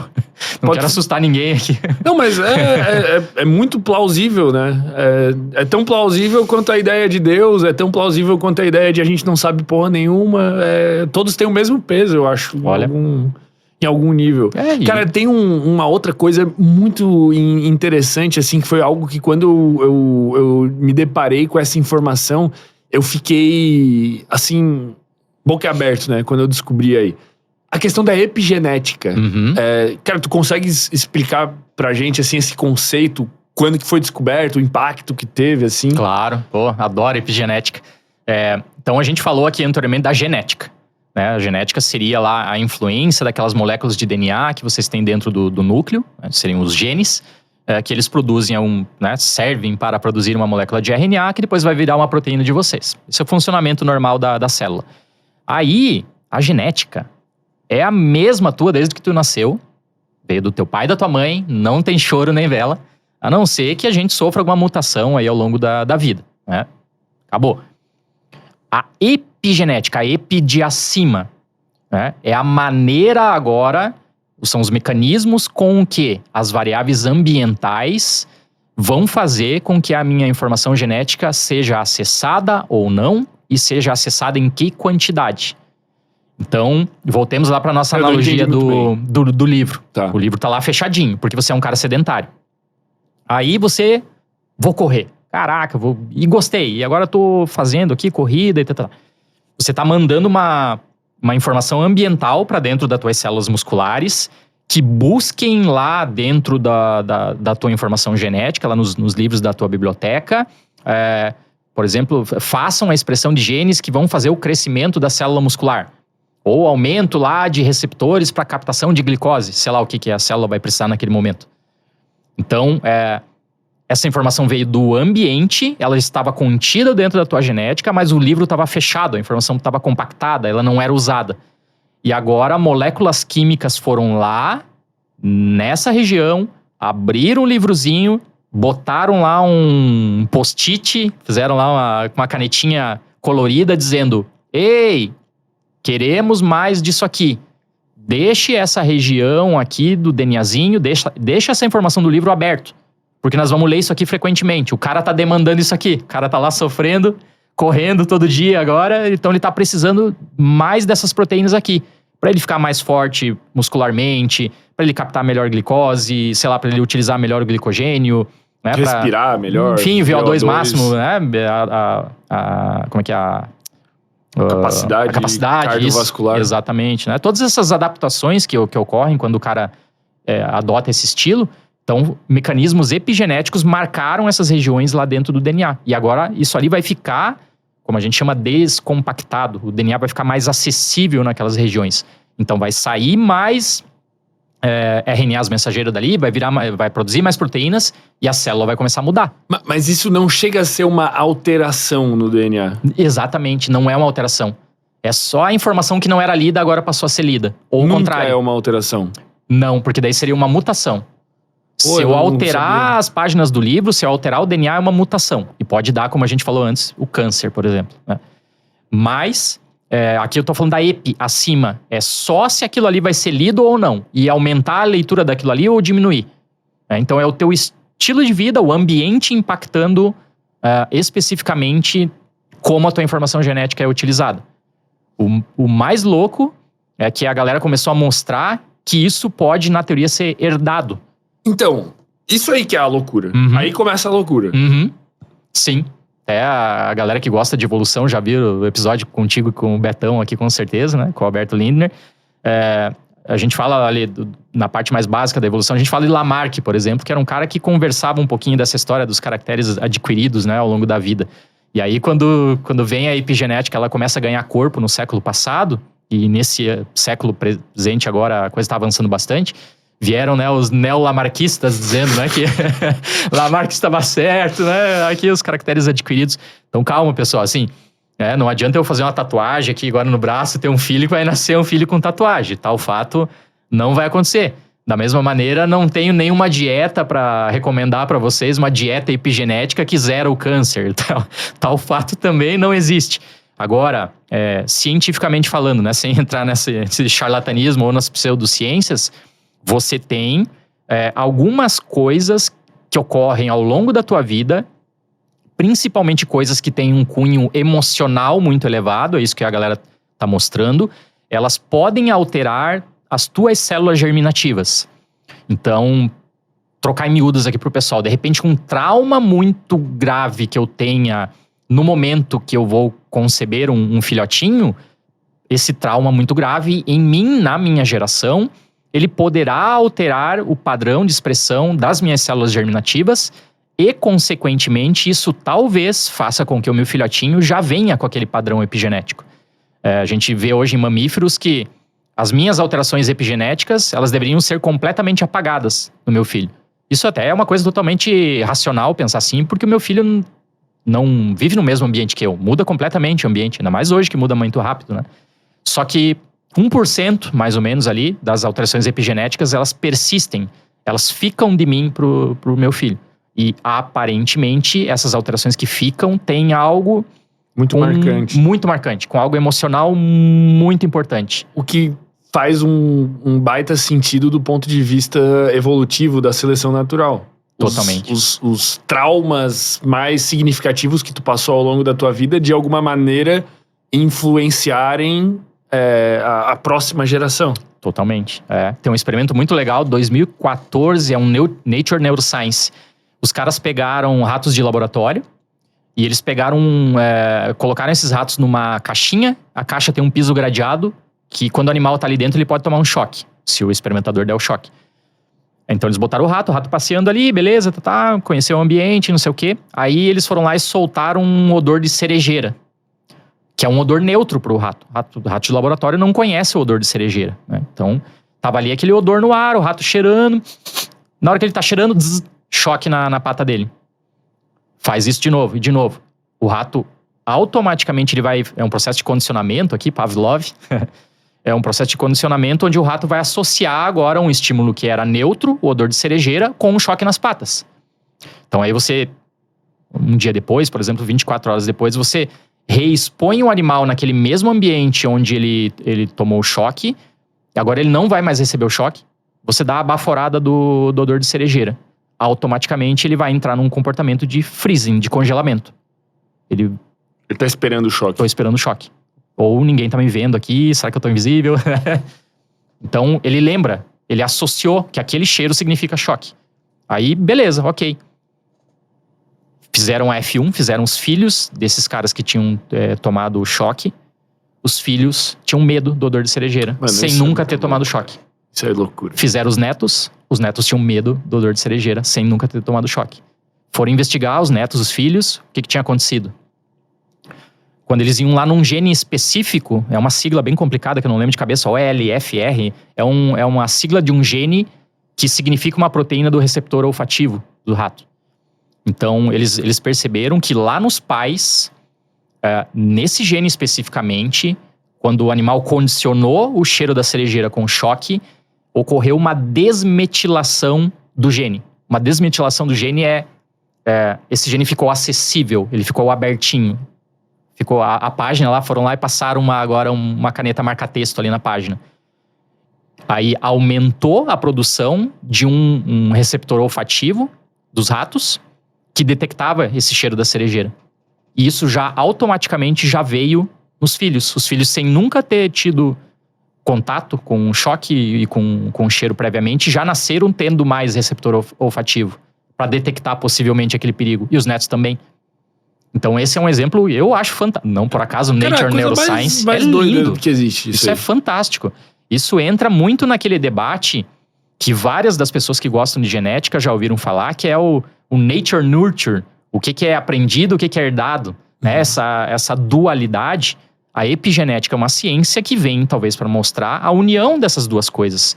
Que, assim, é herdado, claro, mas não é, né, necessariamente genético, mudança de DNA. Pode ser algo ali aprendido pelo teu pai, passado. Isso, em algum nível, os meus traumas são dos meus pais. Em algum nível. Literalmente. Isso é a coisa mais louca que existe. E pro pessoal que já vai, de repente, escutar isso, vamos culpar nossos pais por tudo, né? Mais uma coisa pra culpar os pais. Então, ó, pessoal, é reversível. Essa que é a magia. Porque a página que tava ali com o post-it, a caneta marca-texto, que tava ali dizendo, usemos muito essa informação. Bom, se o bisneto lá dos ratinhos nunca... não tem mais perigo nenhum. Não, é reversível. Então eu posso voltar a metilar aquele gene, parar de gastar energia para produzir aquele receptor, para aquele cheiro, porque já não tem mais relevância biológica nenhuma. Isso pode ser feito através de uma terapia de exposição ou, no caso de seres humanos, uma psicoterapia para tu, eu odeio essa palavra, ressignificar os traumas. Porque daí parece que o cara é um coach pseudo-quântico, né? Se você pudesse perguntar qualquer coisa, a qualquer hora, para todos os convidados que já passaram aqui pelo Sem Groselha, você já imaginou o poder disso? O nível de conhecimento de vários neurocientistas, nutricionistas, filósofos e pessoas de todas as áreas do conhecimento, os gênios que passaram por aqui. E se eu te dissesse que você pode fazer isso? A gente criou o Fermento IA, uma IA que absorveu o conhecimento de todos os episódios Sem Groselha e tem o objetivo de, literalmente, poder disponibilizar qualquer resposta que você precise a qualquer momento na palma da sua mão. E a gente decidiu disponibilizar esse Fermento IA a preço de custo, então é um preço extremamente acessível. A gente, literalmente, não tá tendo lucro nenhum com isso, porque a gente quer verdadeiramente transformar a sua vida. Só clicar aqui embaixo no primeiro link da descrição e ter acesso a todo o conhecimento de todo mundo que já assinou esse amigão aqui 24 horas por dia na palma da sua mão. Porque, mas tu vê como é curioso que em algum nível o que os coaches quânticos falam aí, essa galera da pseudociência, em algum nível, de certa forma, tava certo um pouco. Eu acho que eles se baseiam, eles pegam um molho científico muito legal Pra trazer a pseudociência. Exatamente. Eles embasam um pacote ali. Mas eles falam isso, assim... esse papo de que, cara, a gente carrega os traumas do nosso pai, a gente tem uma memória ancestral, assim... Cara, esse papo existe há muito tempo. E em algum nível, isso vai ser passado geneticamente, né? Pela epigenética. Mas em algum nível isso é passado comportamentalmente, porque a gente é criado pelos nossos pais, né? Então, a gente vai ter esse problema. Cara, isso é fascinante. Não, eu acho absolutamente fascinante, assim. Você começa a pensar em gerações futuras. Então, assim, a epigenética, ela você mesmo falou, não é uma mudança no DNA. É uma mudança acima, né? De como o DNA é lido, se ele é lido ou não, em que quantidade. Isso é reversível ao longo de toda a vida. Se aquela mesma pessoa que tinha um estilo de vida ruim, começou a correr, mudou o perfil de expressão lá dos genes todos por um mecanismo epigenético. Agora ela parou de correr, voltou pro estilo... Ela pode, de novo, vir a experienciar aquelas coisas ruins, porque o DNA dela continua sendo o mesmo. Então agora a pessoa não pode ter muletas genéticas, nem muletas epigenéticas. Exatamente. Ela tem que... Mas daí o teu segundo ponto aqui, da questão dos traumas serem passados, né? Claro, a gente precisa de muito mais pesquisa, ainda mais em seres humanos, que são muito mais complexos do que ratos de laboratório, né? Porém, não dá pra excluir completamente que coisas... tem gente até tentando falar a questão de idiomas. Por que tal idioma é muito fácil pra mim? Aí vai descobrir, ela tinha um avô, um bisavô, que era nativo de uma determinada região e falava aquela língua, né? Então tem coisas assim, significados biológicos muito importantes que estão em avaliação em seres humanos. O problema é que, vamos lá, o Conrad Waddington vem com as definições dele em 1940, de epigenética, de paisagem epigenética. 1940. Caraca, faz um tempão já. Faz um tempão, só que isso para seres humanos é o quê? 2, 3 gerações. Os estudos da fome holandesa ali são de 1944. A gente tá com os netos agora. Ou sei lá, vamos pensar aqui no 11 de setembro, a gente tá com os filhos agora. Então, pra gente bater o martelo com certeza de muitas coisas, vai demorar ainda. Pra ter certeza, assim, olha, realmente um trauma nesse nível causada por isso aqui tem um impacto. Perdura, tem um impacto 3, 4 gerações depois. Animais experimentais é mais fácil, porque eu consigo várias gerações num ano, em 2 anos. No meu tempo de vida, eu consigo ver tudo isso, né? O trauma desse rato, né, que teve o estímulo olfativo ali da cerejeira, ele pode ser curado... curar traumas. Ele pode ser curado na segunda geração? Sim. Primeiro porque, como ele talvez nunca seja apresentado aquele estímulo, né, e tenha outros cheiros para cheirar, talvez necessariamente as células do bulbo olfatório dele vão fazer receptores para aquilo que está sendo cheirado. Como nunca vem o cheiro da cerejeira, qual é a relevância de ficar mantendo isso aí? Mas e se vem o cheiro da cerejeira, mas ele começa... De alguma maneira, tu começa a fazer uma exposição gradual para ele dessensibilizar, ser descondicionado da associação. É possível? É possível de fazer, inclusive no pai, lá no avô dele, no caso, né? O que tomou o choque mesmo. Mas aí fica a dúvida. Se o pai traumatizado gerou um filho traumatizado. Esse filho traumatizado se cura desse trauma. O próximo não nasce com o trauma. O neto do traumatizado, na teoria, o filho não. se curou, na teoria não. Na teoria não, porque... Mas isso foi testado?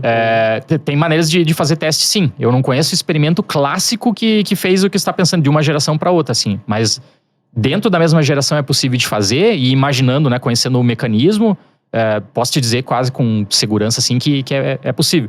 Porque aí, por exemplo, o pai gerou o filho traumatizado, que foi o que você pensou, curamos o filho com dessensibilização. Ficamos lá apresentando o cheiro da cerejeira para ele, nunca vinha o choque.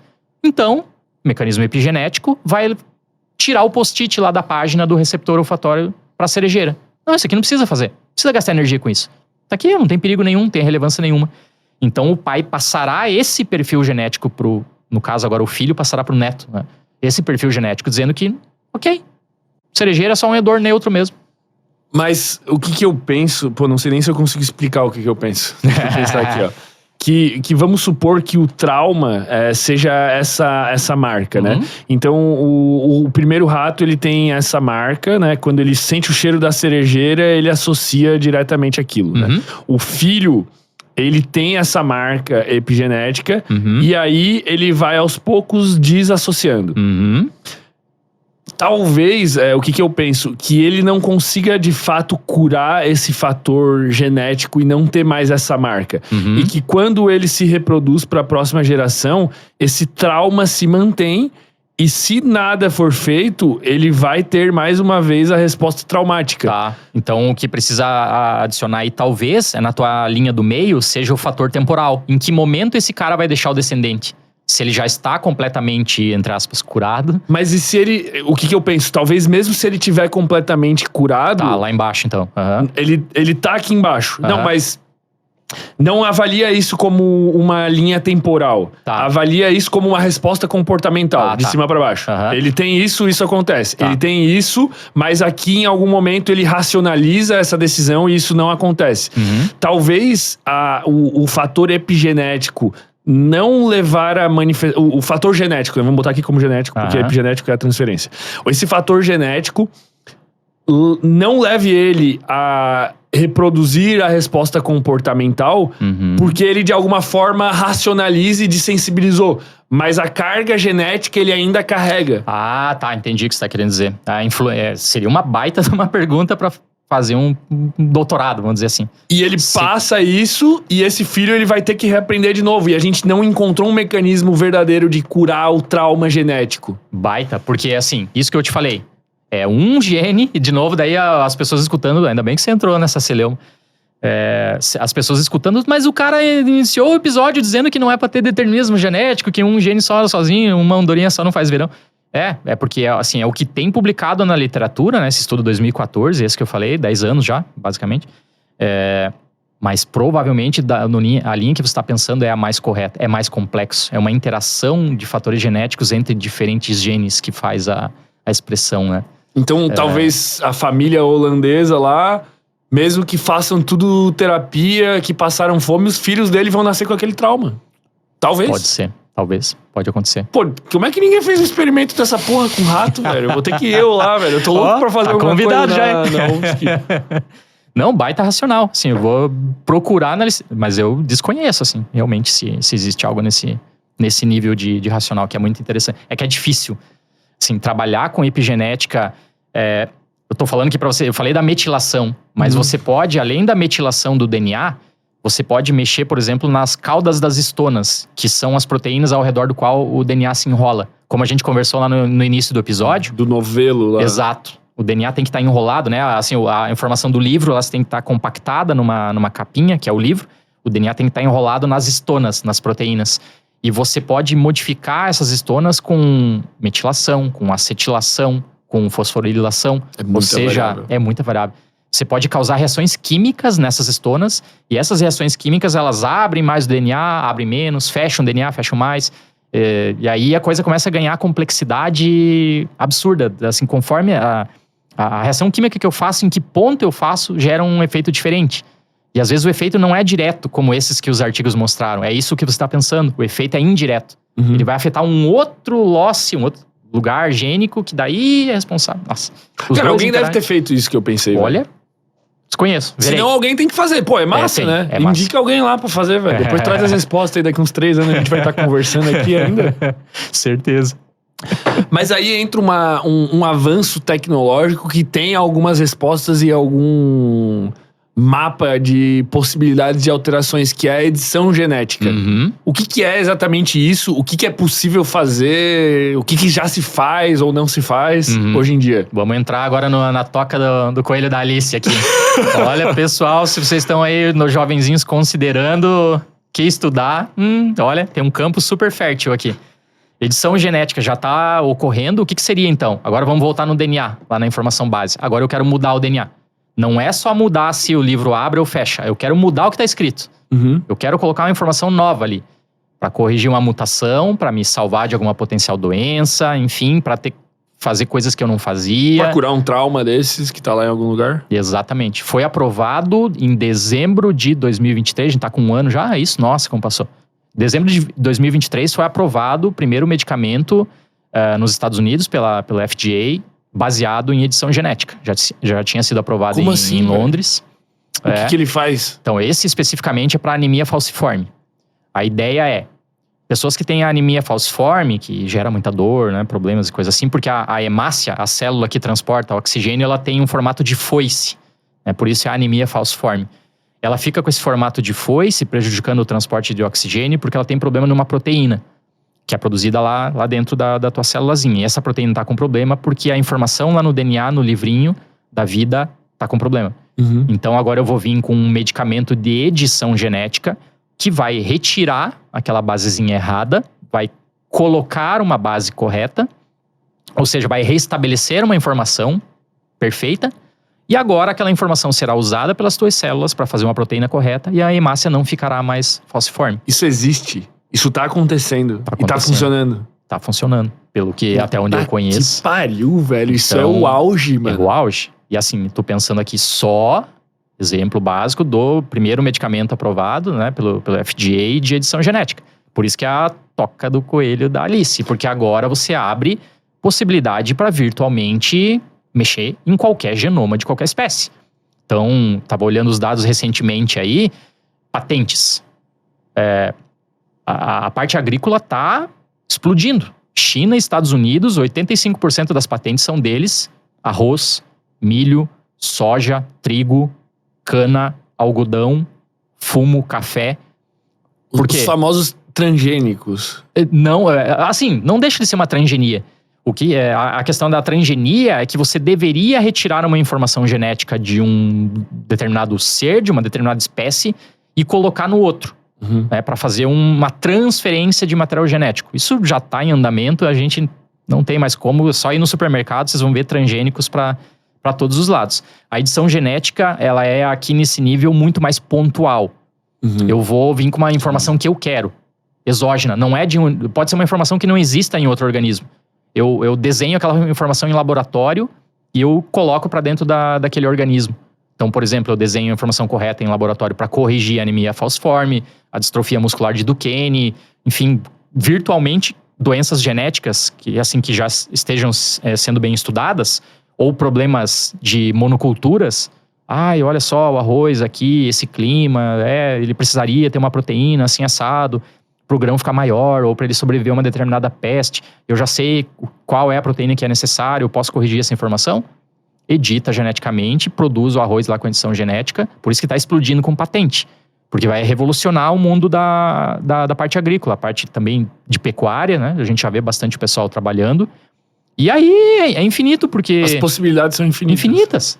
Os caras, eu lembro de ter visto, não sei se é real ou não, mas uns ratos brilhando. Uhum. Isso é real. Provavelmente você tá falando dos transgênicos que, quando iluminados com luz negra, aparecem meio tipo, fosforescentes. Eles cruzaram assim. com alguma coisa de uma água viva, né? É isso. Então, um transgênico clássico de... É meio que feito pra provar a técnica, porque não tem um significado. Isso né? é bizarro. É bizarro. Tem umas coisas... Então assim, ó, vamos pensar num futuro não tão distante, né? Com esse editor de... CRISPR, que chama. CRISPR, isso. É uma sigla complexa em inglês, né? Clustered, Regularly Interspaced, Short Palindromic Regions. O que é o palindrome? Palíndromo é tipo uma palavra radar. Você lê de frente pra trás, radar. Entendi. Se eu escrever radar aqui dos dois lados, ama dos dois lados. Entendi. Isso é um palíndromo. Por que tá ali no meio da sigla isso? Não faz sentido. Porque você tem... Assim, o CRISPR, ele é uma região que foi descoberta no genoma, no DNAzinho das bactérias. Então, ele é uma região onde a bactéria organiza informações genéticas dos vírus que infectaram ela. Cada vez que um bacteriófago, um vírus que ataca uma bactéria especificamente, ele ataca essa bactéria, ela manda uma enzima para picar o genoma do vírus, para destruir o invasor. Porque se aquele invasor, aquele vírus entrar na bactéria e passar a informação genética dele para dentro da bactéria, a bactéria, sem saber, vai produzir mais vírus. Uhum. Aí vai lotar a célula da bactéria de vírus, ela vai explodir, vai morrer e vai liberar vírus para tudo que é lado. Então ela ataca o vírus e tenta picar o genoma dele. Se ela tiver sucesso e picar, ela guarda um pedacinho dessa informação dentro do genoma dela. E ela guarda esse pedacinho dessa informação espaçado regularmente por regiões palindrômicas, pelo um DNAzinho repetitivo, que é meio uma maneira dela se organizar, assim, sabe? Então, quando esse vírus no futuro... quando esse vírus no futuro infectar ela, o que vai acontecer? Ela já vai lá para aquela região do CRISPR, do DNAzinho dela, produz um grande de um RNA daquilo ali, produz as proteínas e sai atirando para tudo que é lado. Sai atacando, porque se for o mesmo invasor, já vai... Ele provavelmente vai ser eliminado, então dá uma vantagem para ela. Né? Entendi. Se for um invasor diferente, ela vai ter que repetir o processo. Tentar picar o genoma dele e guardar um pedacinho ali dentro do genoma dela. Então, a CRISPR que você citou é uma técnica descoberta em bactérias, que o pessoal gosta de falar que é, entre aspas, um sistema imune da bactéria, né? Uma defesa dela contra os vírus invasores, que foi, depois os conhecimentos avançaram e se descobriu que é, então, algo que basicamente funciona em células humanas também, com algumas adaptações, algumas leves diferenças. Deu o prêmio Nobel de 2020 de Química aí pra... é muito recente, Doudna eu não e sabia a que era tão Charpentier. recente. Se você olhar, assim, o prêmio Nobel é bem recente, a técnica, os grandes avanços da técnica são bem recentes, mas a gente pode rastrear, assim, voltar bem pra trás, acho que é 1987 o primeiro artigo de uns japoneses que viram pela primeira vez, eles... Que seria possível. Não, eles viram no genoma da bactéria. E eles tem no paper dizendo assim... O paper, desculpa, pessoal, é o artigo científico. Tem no paper, assim, dizendo... olha aqui, tem uns palíndromos aqui que a gente não sabe o que é. Mas tá aqui, tá lá, tá documentado. E aí isso evolui. Em 2002, o Mojica, que é um espanhol... ele deu o nome CRISPR. Ele queria estudar isso, ele foi, né, tomou um boicote lá do governo espanhol e dos amiguinhos dele que falaram, cara, por que você vai estudar isso? Isso aí é você pode até descobrir a função, uma perda de tempo, você pode até descobrir a função, mas é uma coisa dessa bactéria aí. Muda pra Escherichia coli, que é uma bactéria mais famosa, faz outra coisa. Ele fala até hoje que ele se arrependeu porque ele mudou daí pra conseguir o financiamento, e aí escapou o prêmio Nobel da mão dele, né? Porque ia chegar, né? Provavelmente ia chegar. Cara, mas então vai existir algum momento em que eu vou poder tomar um remédio, uma cápsula e ficar com o olho azul? Pois então, pode ser que sim. E talvez antes do que a gente imagine. Como a gente conversa. A partir do momento que tem essa técnica e ela cai na sabedoria popular, as pessoas sabem que isso existe, talvez surja uma necessidade mercadológica. Sim, só para vocês saberem, assim, a empresa principal da tecnologia da CRISPR, que é A Doudna faz parte e já está na Bolsa de Valores nos Estados Unidos valendo bilhões de dólares. Tem uma expectativa muito grande em cima dela, não só por causa de medicamentos, como por questões estéticas, né? Funcionais, sei então, lá. a gente sabe como é os seres humanos, a gente sabe, não é decisão minha, não é decisão tua. A sociedade, de alguma maneira, vai pressionar para ter isso, né? Não só para corrigir coisas, como para fazer coisas, enfim, que cada um escolhe, né? O destino da As sua pessoas vida. fazem tatuagem. Exatamente. As Ótimo pessoas exemplo. usam lente colorida. Exatamente, né? Por que não fazer agora, né? Uma edição genética para mudar alguma coisa em mim, enfim. Então, eu acho que pode acabar acontecendo no futuro, sim.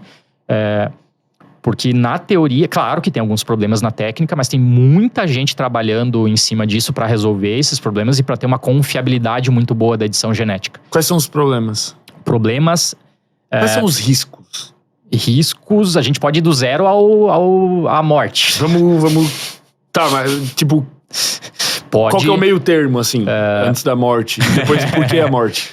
porque, assim, uma questão seria eu pegar um embrião humano, que é uma única célula, como a gente conversou no início do episódio, e eu editar esse embrião. E aí ele já vai se desenvolver com as edições gênicas. Então, cada vez que as células se dividirem, Ela já aquela tem, edição- aquele- ela já tem aquela edição biblioteca genética. já tá alterada. Exatamente isso, perfeito. E aí o ser vai nascer com tudo aquilo, né? Outra coisa é agora a gente, trilhões de células, a gente já nesse exato momento da nossa vida aqui, né? Então, eu vou tentar editar o genoma de uma célula, vamos pensar aqui do fígado, do coração. Uhum. Eu posso acabar errando essa edição, fazendo coisa que não deveria e fazer essa célula colapsar. E aí, não vou funcionar sem fígado, não vou funcionar sem coração. Esses são os riscos agora. Assim, como que eu vou entregar essa edição genética de uma forma muito controlada para células específicas que eu quero mudar? Dentro E de não pro tantas vizinho. variáveis, né? Dentro de Exato. tantas variáveis. Então, sei lá, mudar a cor do olho. Eu precisaria ter um acesso à região específica das proteínas que refletem a cor de uma determinada luz e eu não posso mudar as células do lado. Eu tinha que entregar ali, nesse momento da vida agora, né? Onde o olho já está formado. Teria que entregar só ali. Mas sem dúvidas, em algum momento a gente vai chegar nisso. Pode ser que sim. Daqui 100 anos, 200 anos. Nanorobótica, associar talvez o CRISPR com... IA. Talvez, mas com vírus também. Com vírus inertes que tem a capacidade de infectar as células bem delimitadamente, né? E daí eu mando só para aquela região, aquele vírus. Enfim, coisas bem futurísticas, não é assim ainda. Né? Cuidado com as edições genéticas todas aí. Mas, ao mesmo tempo, coisas mais grosseiras já estão, como eu falei aí, né? A anemia falciforme. Rolando. A galera tá preocupada com isso, assim? Nenhum cientista fala assim, cara, isso pode dar muita merda. Sim, a própria Doudna tem um TED dela bem interessante, qualquer um pode acessar no YouTube. Há uns 9 ou 10 anos atrás, ela meio que pediu uma moratória. Pessoal, vamos dar uma freada, vamos conversar entre nós, porque, assim, pode dar muito problema. Eventualmente, a gente pode começar no futuro a mexer em embriões humanos, e aí estamos gerando uma nova espécie, potencialmente, talvez, coisas, né? Tá se diferenciando do nosso genoma. O Homo Deus. Só que aí não deu tempo. O chinês foi lá em 2018, deu um drible nos comitês de éticas, enganou ali alguns pais, usou de artifícios não muito nobres, editou 3 embriões de 3 meninas, implantou esses, quer dizer, ele não implantou, mas médicos específicos implantaram. Essas crianças nasceram. Elas existem? Elas existem, conhecidas por pseudônimos Nana, Lulu e Emi, 3 meninas chinesas. E aí, quando ele anunciou isso, ele foi preso, ganha uma multa super grande, 3 anos de cadeia. Que idade? Elas devem estar hoje com algo em torno de 4, 5 anos, provavelmente. E elas têm quantos braços? Não sabemos, né? É segredo do Estado. Sério? É tipo velado. A e qual foi a China, edição? Ele retirou, não retirou, ele fez uma mutação específica num gene chamado CCR5, porque assim, os casais que ele recrutou como voluntários, os pais tinham HIV, eram HIV positivos. Então ele seduziu esses pais que ele faria uma edição genética para que os filhos não tivessem o receptor, a proteína receptor, que é responsável por fazer o HIV infectar a célula. Ou seja... Mas isso é puta perigoso, velho. Muito perigoso. Porque esse receptor pode servir pra outra coisa que ele nem sabe. Perfeito, é isso. Esse receptor tem a ver com o sistema imune. Não existe um receptor no teu corpo pra grudar no HIV e jogar o HIV pra te matar. Pô, ele é louco, esse cara. Então, o cara, assim, tem sérios problemas éticos e de personalidade, né? Achou que tava fazendo, ia ser o prêmio Nobel, ou condecorado. Fez, foi preso e tal, as meninas nasceram, estão lá, segredo de Estado. Pelo menos eu não tenho informação de como elas estão. Já tentei procurar, e não sei se existe informações, eu creio que não, né? Preservar a identidade das meninas. Se dependesse dele, ele já tava testando se elas pegam AIDS. Pois olha, cara... Tipo, obviamente por vias... Não conheço ele pessoalmente, porém, saiu da cadeia em 2022 e as entrevistas dele é mais ou menos nesse sentido, que dá pra imaginar que seria isso mesmo.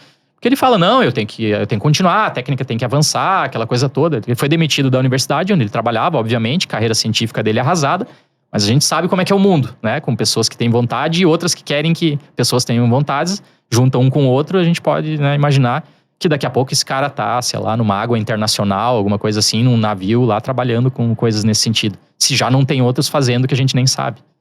Então... Cara, eu penso que isso, em algum nível, né? Eu já parei pra refletir sobre esse assunto. Pode ser o fim da espécie humana. Pode. Porque... O que eu penso, assim, né? Vamos supor que... a gente descubra uma edição genética que faça com que ninguém mais tenha câncer. Uhum. Em nenhum tipo de câncer, né? A gente descobriu ali uma cápsula que as pessoas tomam e fazem essa edição a nível atual. Né? Uhum. Ou uma que tu edite todo mundo e a galera vai tendo cada vez mais grana. Até um momento, sei lá, passou 200, 300 anos, todo mundo já nasce sem isso. Uhum. Só que pode ser que essa edição genética faça que daqui 3 gerações todo mundo nasça infértil. Uhum. E o mundo acaba, porque ninguém mais consegue se reproduzir. Uhum. E daí a gente tenha que só fazer processo de clonagem. Sei lá, mano, coisas bizarras podem acontecer. Eu não tô louco, né? Não. Isso é totalmente racional pensar assim. Espero que todas as pessoas que ouçam falar se informem sobre o mínimo, né, de edição genética. Não precisa virar um especialista em edição genética para questionar isso. Porque são as pessoas que no futuro vão votar, vão ser ouvidas para decidir socialmente o que a gente vai fazer, né, no nosso país, por exemplo. Teoricamente a gente vai votar, né? Bem teoricamente, né? Porque, cara, é perigoso. Sim, você tá mexendo com algo que foi trabalhado ao longo do processo evolutivo, desde os primeiros organismos que surgiram nesse planeta há 4 bilhões de anos atrás. Nós somos fruto de um processo de evolução que veio culminar nessa espécie primata aqui agora. E aí você, do nada, tem uma técnica agora que te dá, tudo bem, posso fazer um arroz assim assado, posso tentar botar um motivo nobre aqui de matar a fome no mundo, a gente sabe que nunca é esse o motivo, mas ok, podemos pensar assim. Agora, quando você começa a mexer em embriões humanos, você tá no fio da navalha para fazer coisas muito perigosas. Cara, a gente tá entrando naquela biblioteca de 3 bilhões de caracteres. A gente tá pegando algumas páginas desse livro, rasgando, alterando, escrevendo, e a gente não sabe quem que vai ler esses livros, quem que vai buscar essas páginas, pra que elas servem. Cara, é loucura, velho. No nosso atual estágio de conhecimento de genoma, eu também acho que é extremamente perigoso. Se tu pudesse, tu pausaria todos os...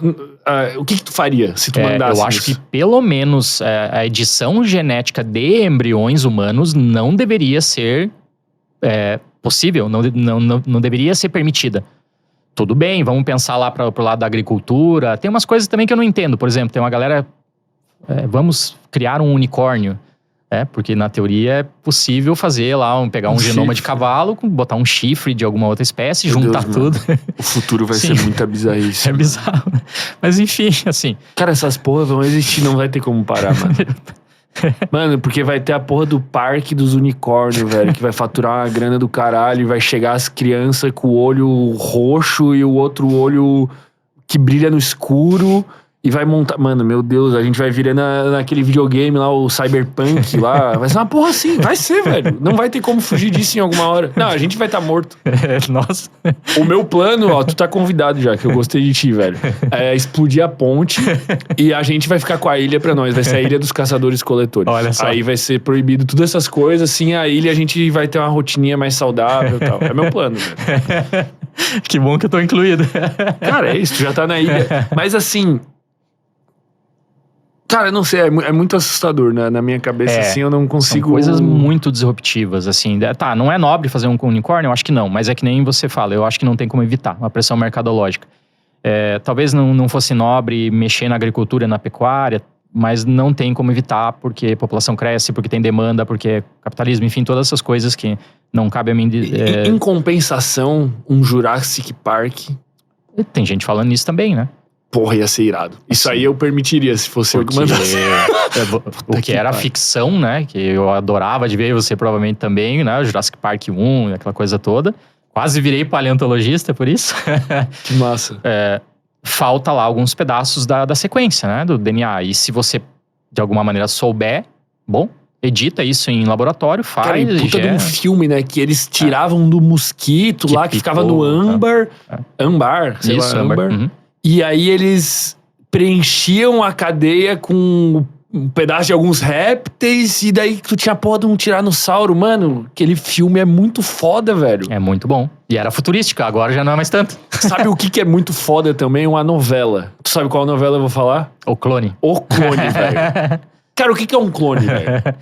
Um clone, e ali eu não lembro especificamente qual foi a primeira versão da novela, mas eu acho que tinha muito a ver ali com o clone da Dolly. Claro, foi na época. Era Mano, época. É genial. É. Foi um pouquinho depois ali. 2000, porque... mais ou menos ali. Isso, tá? 2000 acho que a novela é de 2002. Ah, então. Então eles entraram na onda ali de uma maneira muito interessante, né? O Albieri. Me influenciou bastante essas questões, assim, pra ir pro lado das ciências biológicas, da genética. Porque... O clone basicamente então, pegar toda essa informação genética de um determinado ser vivo e criar um outro ser vivo exatamente com essa informação genética. Só que a questão da Dolly você pegou lá o núcleo de uma célula de um determinado ser vivo adulto que tinha lá o DNA com as suas marcações epigenéticas e tudo, né? Aquela célula estava vivendo. Você pega esse núcleo, esse DNAzinho e implanta numa outra célula e bota lá para uma fêmea gestar. Então, o serzinho se desenvolveu e beleza, ok. Mas ele nasce, como a gente brinca, entre aspas, né? Ele nasce com um DNA de alguém que era velho. Que acumulou mutações, que tem marcas epigenéticas de uma vida e né? Então... Mas assim, tu pode pegar de alguém novo. Tipo, eu posso pegar um bebê que nasceu e clonar ele muito rapidamente. Sim. Gêmeos monozigóticos são clones genéticos. Você tem um zigoto, uma célula ovo que se dividiu em duas, gerou dois seres diferentes, mas eles têm exatamente o mesmo DNA. De novo, ao longo da vida, conforme as experiências forem passando, eles vão acumulando marcas epigenéticas diferentes, né?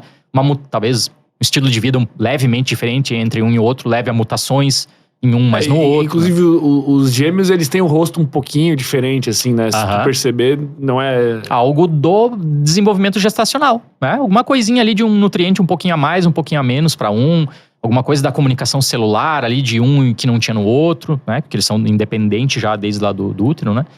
Então, mas assim, na teoria são os clones vivos, né? Os gêmeos monozigóticos. Gêmeos idênticos, como o pessoal gosta de dizer. Mas o que você está pensando é outra história, né? Fazer um clone meu agora, por exemplo. Isso. Né? Pegar extremamente o meu núcleo de uma célula minha agora e botar lá, implantar para gerar um serzinho novo. O pessoal tem a tendência a pensar que daí vai ter um Jason exatamente igual. Que pensa igual, que tem as mesmas aptidões. Não, porque ele vai nascer num ambiente 50 anos depois. Né? Então ele vai ter um ambiente muito diferente. Ele vai ser alimentado diferente, ele não vai mais precisar correr atrás da informação, porque a informação está na mão dele no formato de um celular. Só que fisicamente ele vai ser muito praticamente igual. Muito parecido. Assim, depende também a mãe, né? A mãe vai receber lá as condições nutricionais também, né? Para ter o desenvolvimento adequado. Então, sim, vai ser bastante parecido. Mas não de maneira alguma igual. Isso é possível fazer? Aí é o limite ético. Assim, mas existem clones por aí? De humanos, não. Que eu saiba, né? Mas assim... Não existe. Sinceramente, assim, refletindo sobre o mundo atual, esses chineses e tal, tu não acredita que existam clones humanos? Eu gostaria de acreditar, gostaria de me manter acreditando que não, porque seria Cara, eu acredito bizarro muito que sim, imaginar velho. que não dá pra tirar a tua razão de pensar. Até mesmo pela história que eu acabei de contar do que Cara, o cara tipo, fez. Existe Editou embrião, imagina. Mano, existe a Deep Web com uns bagulho que, assim... Quem tá ligado sabe que é, assim... coisa que ninguém nem sabe que existe de bizarro. Cara, não é impossível. Um editor de genoma tu consegue comprar. CRISPR, sim. Inclusive foi um problema recente e nem na Deep Web, na web normal. Quanto custa uma brincadeira dessa? Não muitos dólares. Os kits básicos para você comprar assim pela web, tinha uma galera vendendo ali kits, vamos dizer assim, para você alterar uns determinados genes ali de uma plantinha, que eles mesmos vendiam lá a plantinha e você podia alterar, e daí você via ali com uma determinada luz, ela fazendo alguma coisa fosforescente assim, que seria a prova de que você alterou aqueles genes ali, bactérias para crescer, colônias diferentes. Então tinha os kit CRISPR sendo vendido na internet, assim, coisas de, às vezes, menos de $100. Mas aí não pra editar teu genoma. Tá, mas pra editar um humano? Aí acho que a gente vai sair da web normal. Aí acho que teria que ir lá pro underground. Teve coisa parecida na Netflix. A Netflix mostra, não me lembro o nome da série agora, de uns caras uns ativistas, que a bandeira deles é a edição genética para todos. Porque as mega empresas estão boicotando o nosso dinheiro de melhorar, porque a técnica já existe, não sei o que. E eles começaram a fazer em garagem, assim, neles mesmos. Testar neles mesmos, no cachorro deles, e coisas bizarras. Deus. Saiu uma notícia, alguns poucos anos atrás, um desses ativistas morreu. Então... Desculpa, me babei. Porra, assim, velho. você tá... Os caras são doentes, mano. Não, assim, sabe... Não conheço os caras, né? Mas claramente tinha deficiência básica de conhecimento de biologia molecular, celular. O cara já saiu lá pra andar com uma Ferrari sem... Saber dirigir. O cara quer brincar de Deus. Exato. Então, e nele mesmo. E aí, sei lá, o cara onde que se aplicou aquilo, destruiu as células, pagou com a própria vida. Então, O que precisa pra fazer um clone? O clone, necessariamente você precisaria, então, da informação genética do indivíduo que você quer clonar, do núcleo dele, com toda a informação genética. Basta uma gota de saliva. A célula teria que estar inteira. Então, quando a gente faz com o swab na boca para fazer o sequenciamento genético, teria que garantir que aquelas células não se arrebentam, não quebram. Porque eu precisaria da informação genética íntegra. Mas como que tu garante isso? Por exemplo, vamos trabalhar aqui com um método um pouco mais invasivo, não tão assim com células de mucosa, externas. Exato. Entendi. Até porque o próprio processo, né? O fato de eu passar o swab, pode arrebentar. O cotonete pode arrebentar, você pode quebrar núcleo, pode quebrar membrana celular. Pro sequenciamento não é um grande problema, porque então, eu só preciso do DNA ali. Pro clone. O sangue, por exemplo? Uma gota de sangue seria o suficiente pra fazer um clone? Não sei se uma gota, mas... Um pouquinho mais. Você vai... Vamos pensar no sangue aqui nos glóbulos brancos, né? Que a gente tem grandíssima quantidade ali. Bom, tá a tua informação genética ali. Tá, e o que eu precisaria a nível de equipamento pra fazer um clone?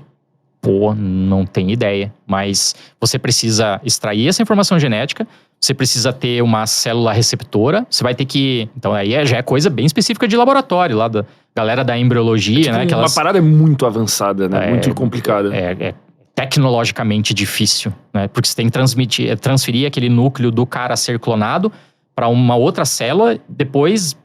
Aí daí eu acho que os embriologistas sabem muito bem, a partir do momento que você tem esse núcleo a ser clonado dentro de uma célula receptora, isso é só implantar, na teoria, numa mamãe, que daí tem que talvez trabalhar com hormônios para estimular, né, a gravidez e coisa assim, não desconheço essa parte. Para que tenha, sei lá, anidação lá, que não perca o feto. Exatamente, que implante, né, e que seja viável e tal, daí vai embora. Se não tiver nenhum problema grave de desenvolvimento, que pode acontecer, pra Dolly ter dado certo, vários outros mamíferos, inclusive ovelhinhas, tiveram problemas, né, a Dolly foi o caso de sucesso, que foi adiante, foi o primeiro mamífero a ser clonado, né? Então, aí, na teoria, depois que implantou ali, se desenvolver bem, só que é um pouco estranho, né? A Dolly ter acontecido isso nos anos 2000 e fazem 25 anos, 24, que não se ouvem falar de clones. É um pouco...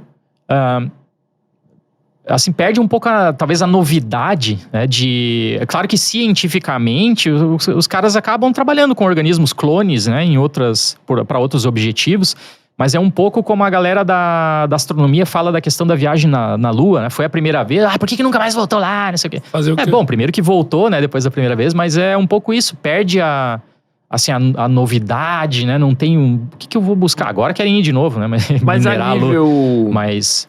A nível mercadológico, eu já ouvi dizer, né? Mas daí essas teorias da conspiração do caralho, que com uma quantidade determinada de dinheiro, tu consegue clonar um pet teu.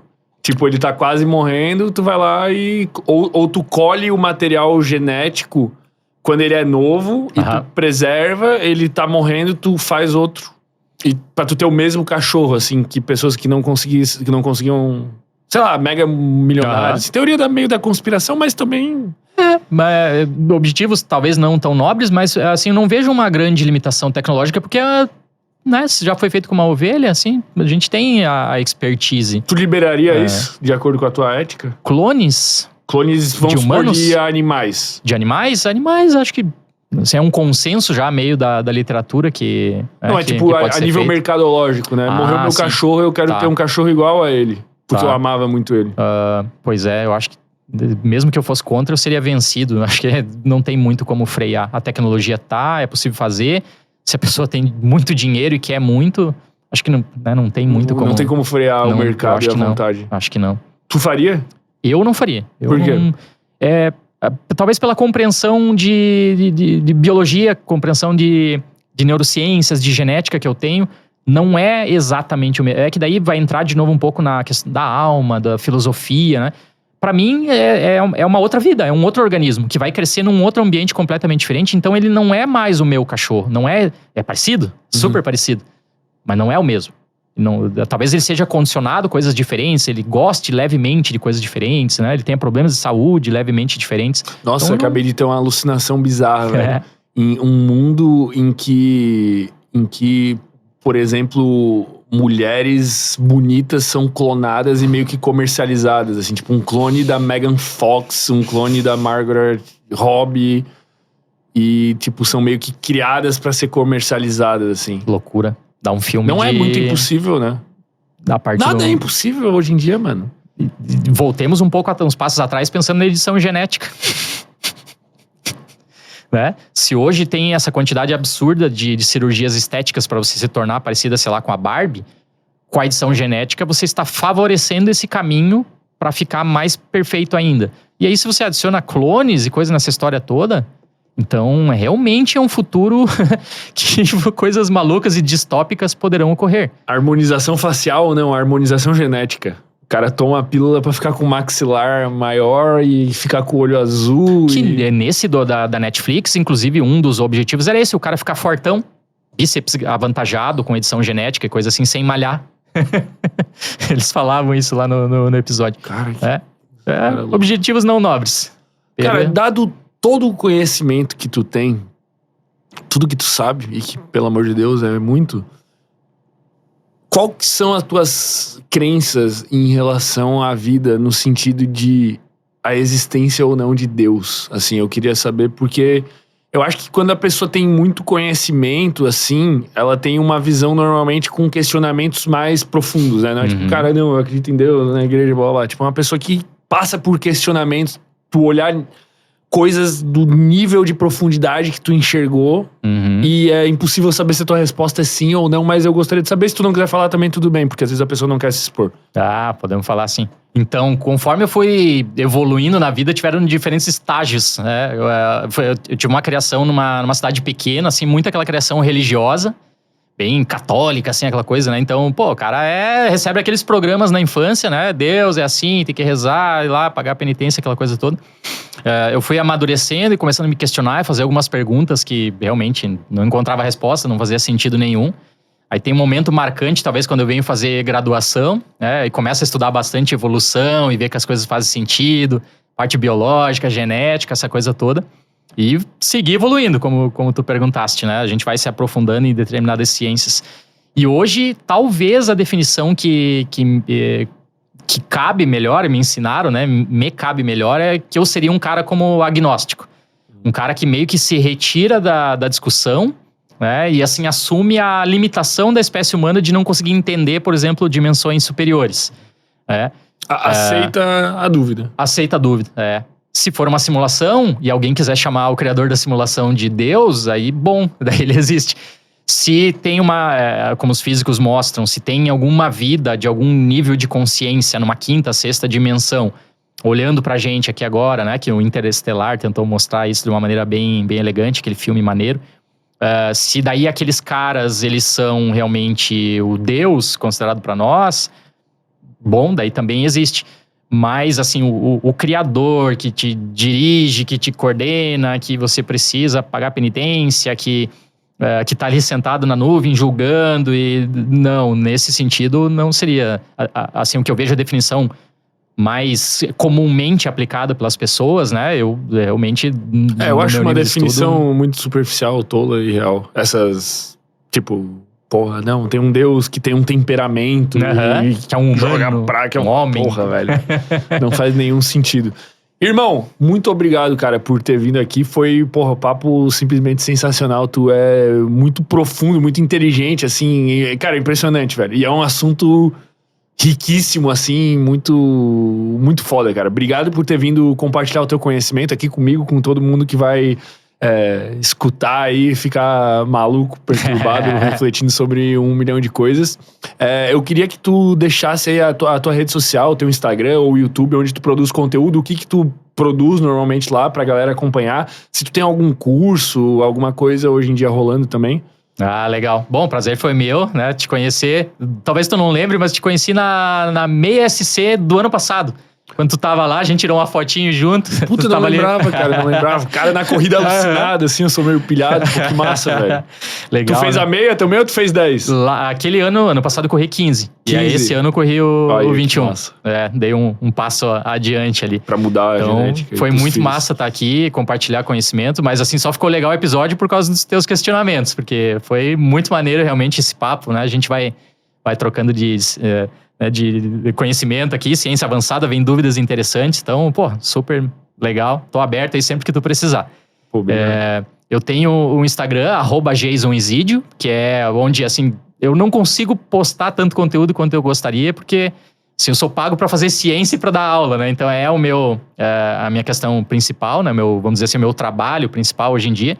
Sempre que sobra um tempinho, a gente tá lá no Vem Cienciar ou mesmo no Jason Isidio ali, mostrando alguma coisinha de genética, de evolução, de biologia molecular, né, para o pessoal aí que tiver interesse. O YouTube eu tento fazer alguma coisinha também, no @Jason Isidio também, mas infelizmente falta tempo, né? Essa vida tem 24 horas aí para todo mundo. A gente tenta da melhor maneira trazer pessoas para essa área, porque como você mesmo deixou muito claro hoje em dia, tem muita coisa muito interessante, muita coisa muito bizarra e tá precisando de muita mão pra trabalhar nisso. Tá precisando de gente vir a estudar, vir fazer. De repente a gente tenha um prêmio Nobel aí do Brasil no futuro nessa área, né?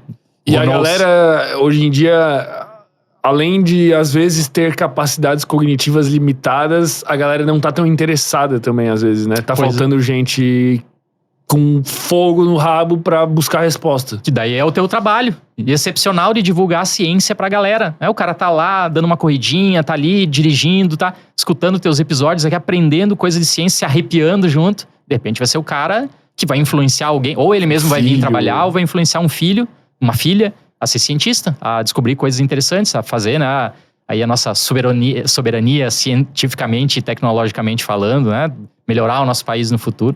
Então, sempre que precisar, estamos aí.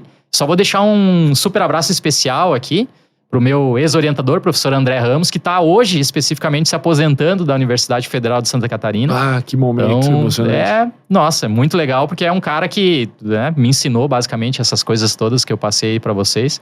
A gente sempre fala, a ciência é feita no ombro de gigantes. Ele é um gigante. Eu sou um cara que fui coletando informações e trouxe algumas aí para vocês hoje gostarem um pouquinho mais de genética. Pô, que da hora. Irmão, obrigado demais por ter vindo aqui, cara. Vamos brindar aí. Opa, com todo prazer. Se você pudesse perguntar qualquer coisa, a qualquer hora, pra todos os convidados que já passaram aqui pelo Sem Groselha. Você já imaginou o poder disso? O nível de conhecimento de vários neurocientistas, nutricionistas, filósofos e pessoas de todas as áreas do conhecimento, os gênios que passaram por aqui. E se eu te dissesse que você pode fazer isso? A gente criou o Fermento IA, uma IA que absorveu o conhecimento de todos os episódios do Sem Groselha e tem o objetivo de, literalmente, poder disponibilizar qualquer resposta que você precise a qualquer momento na palma da sua mão. E a gente decidiu disponibilizar esse Fermento IA a preço de custo, então é um preço extremamente acessível. A gente literalmente não tá tendo lucro nenhum com isso, porque a gente quer verdadeiramente transformar a sua vida. Só clicar aqui embaixo no primeiro link da descrição e ter acesso a todo o conhecimento de todo mundo que já assinou esse amigão aqui 24 horas por dia na palma da sua mão.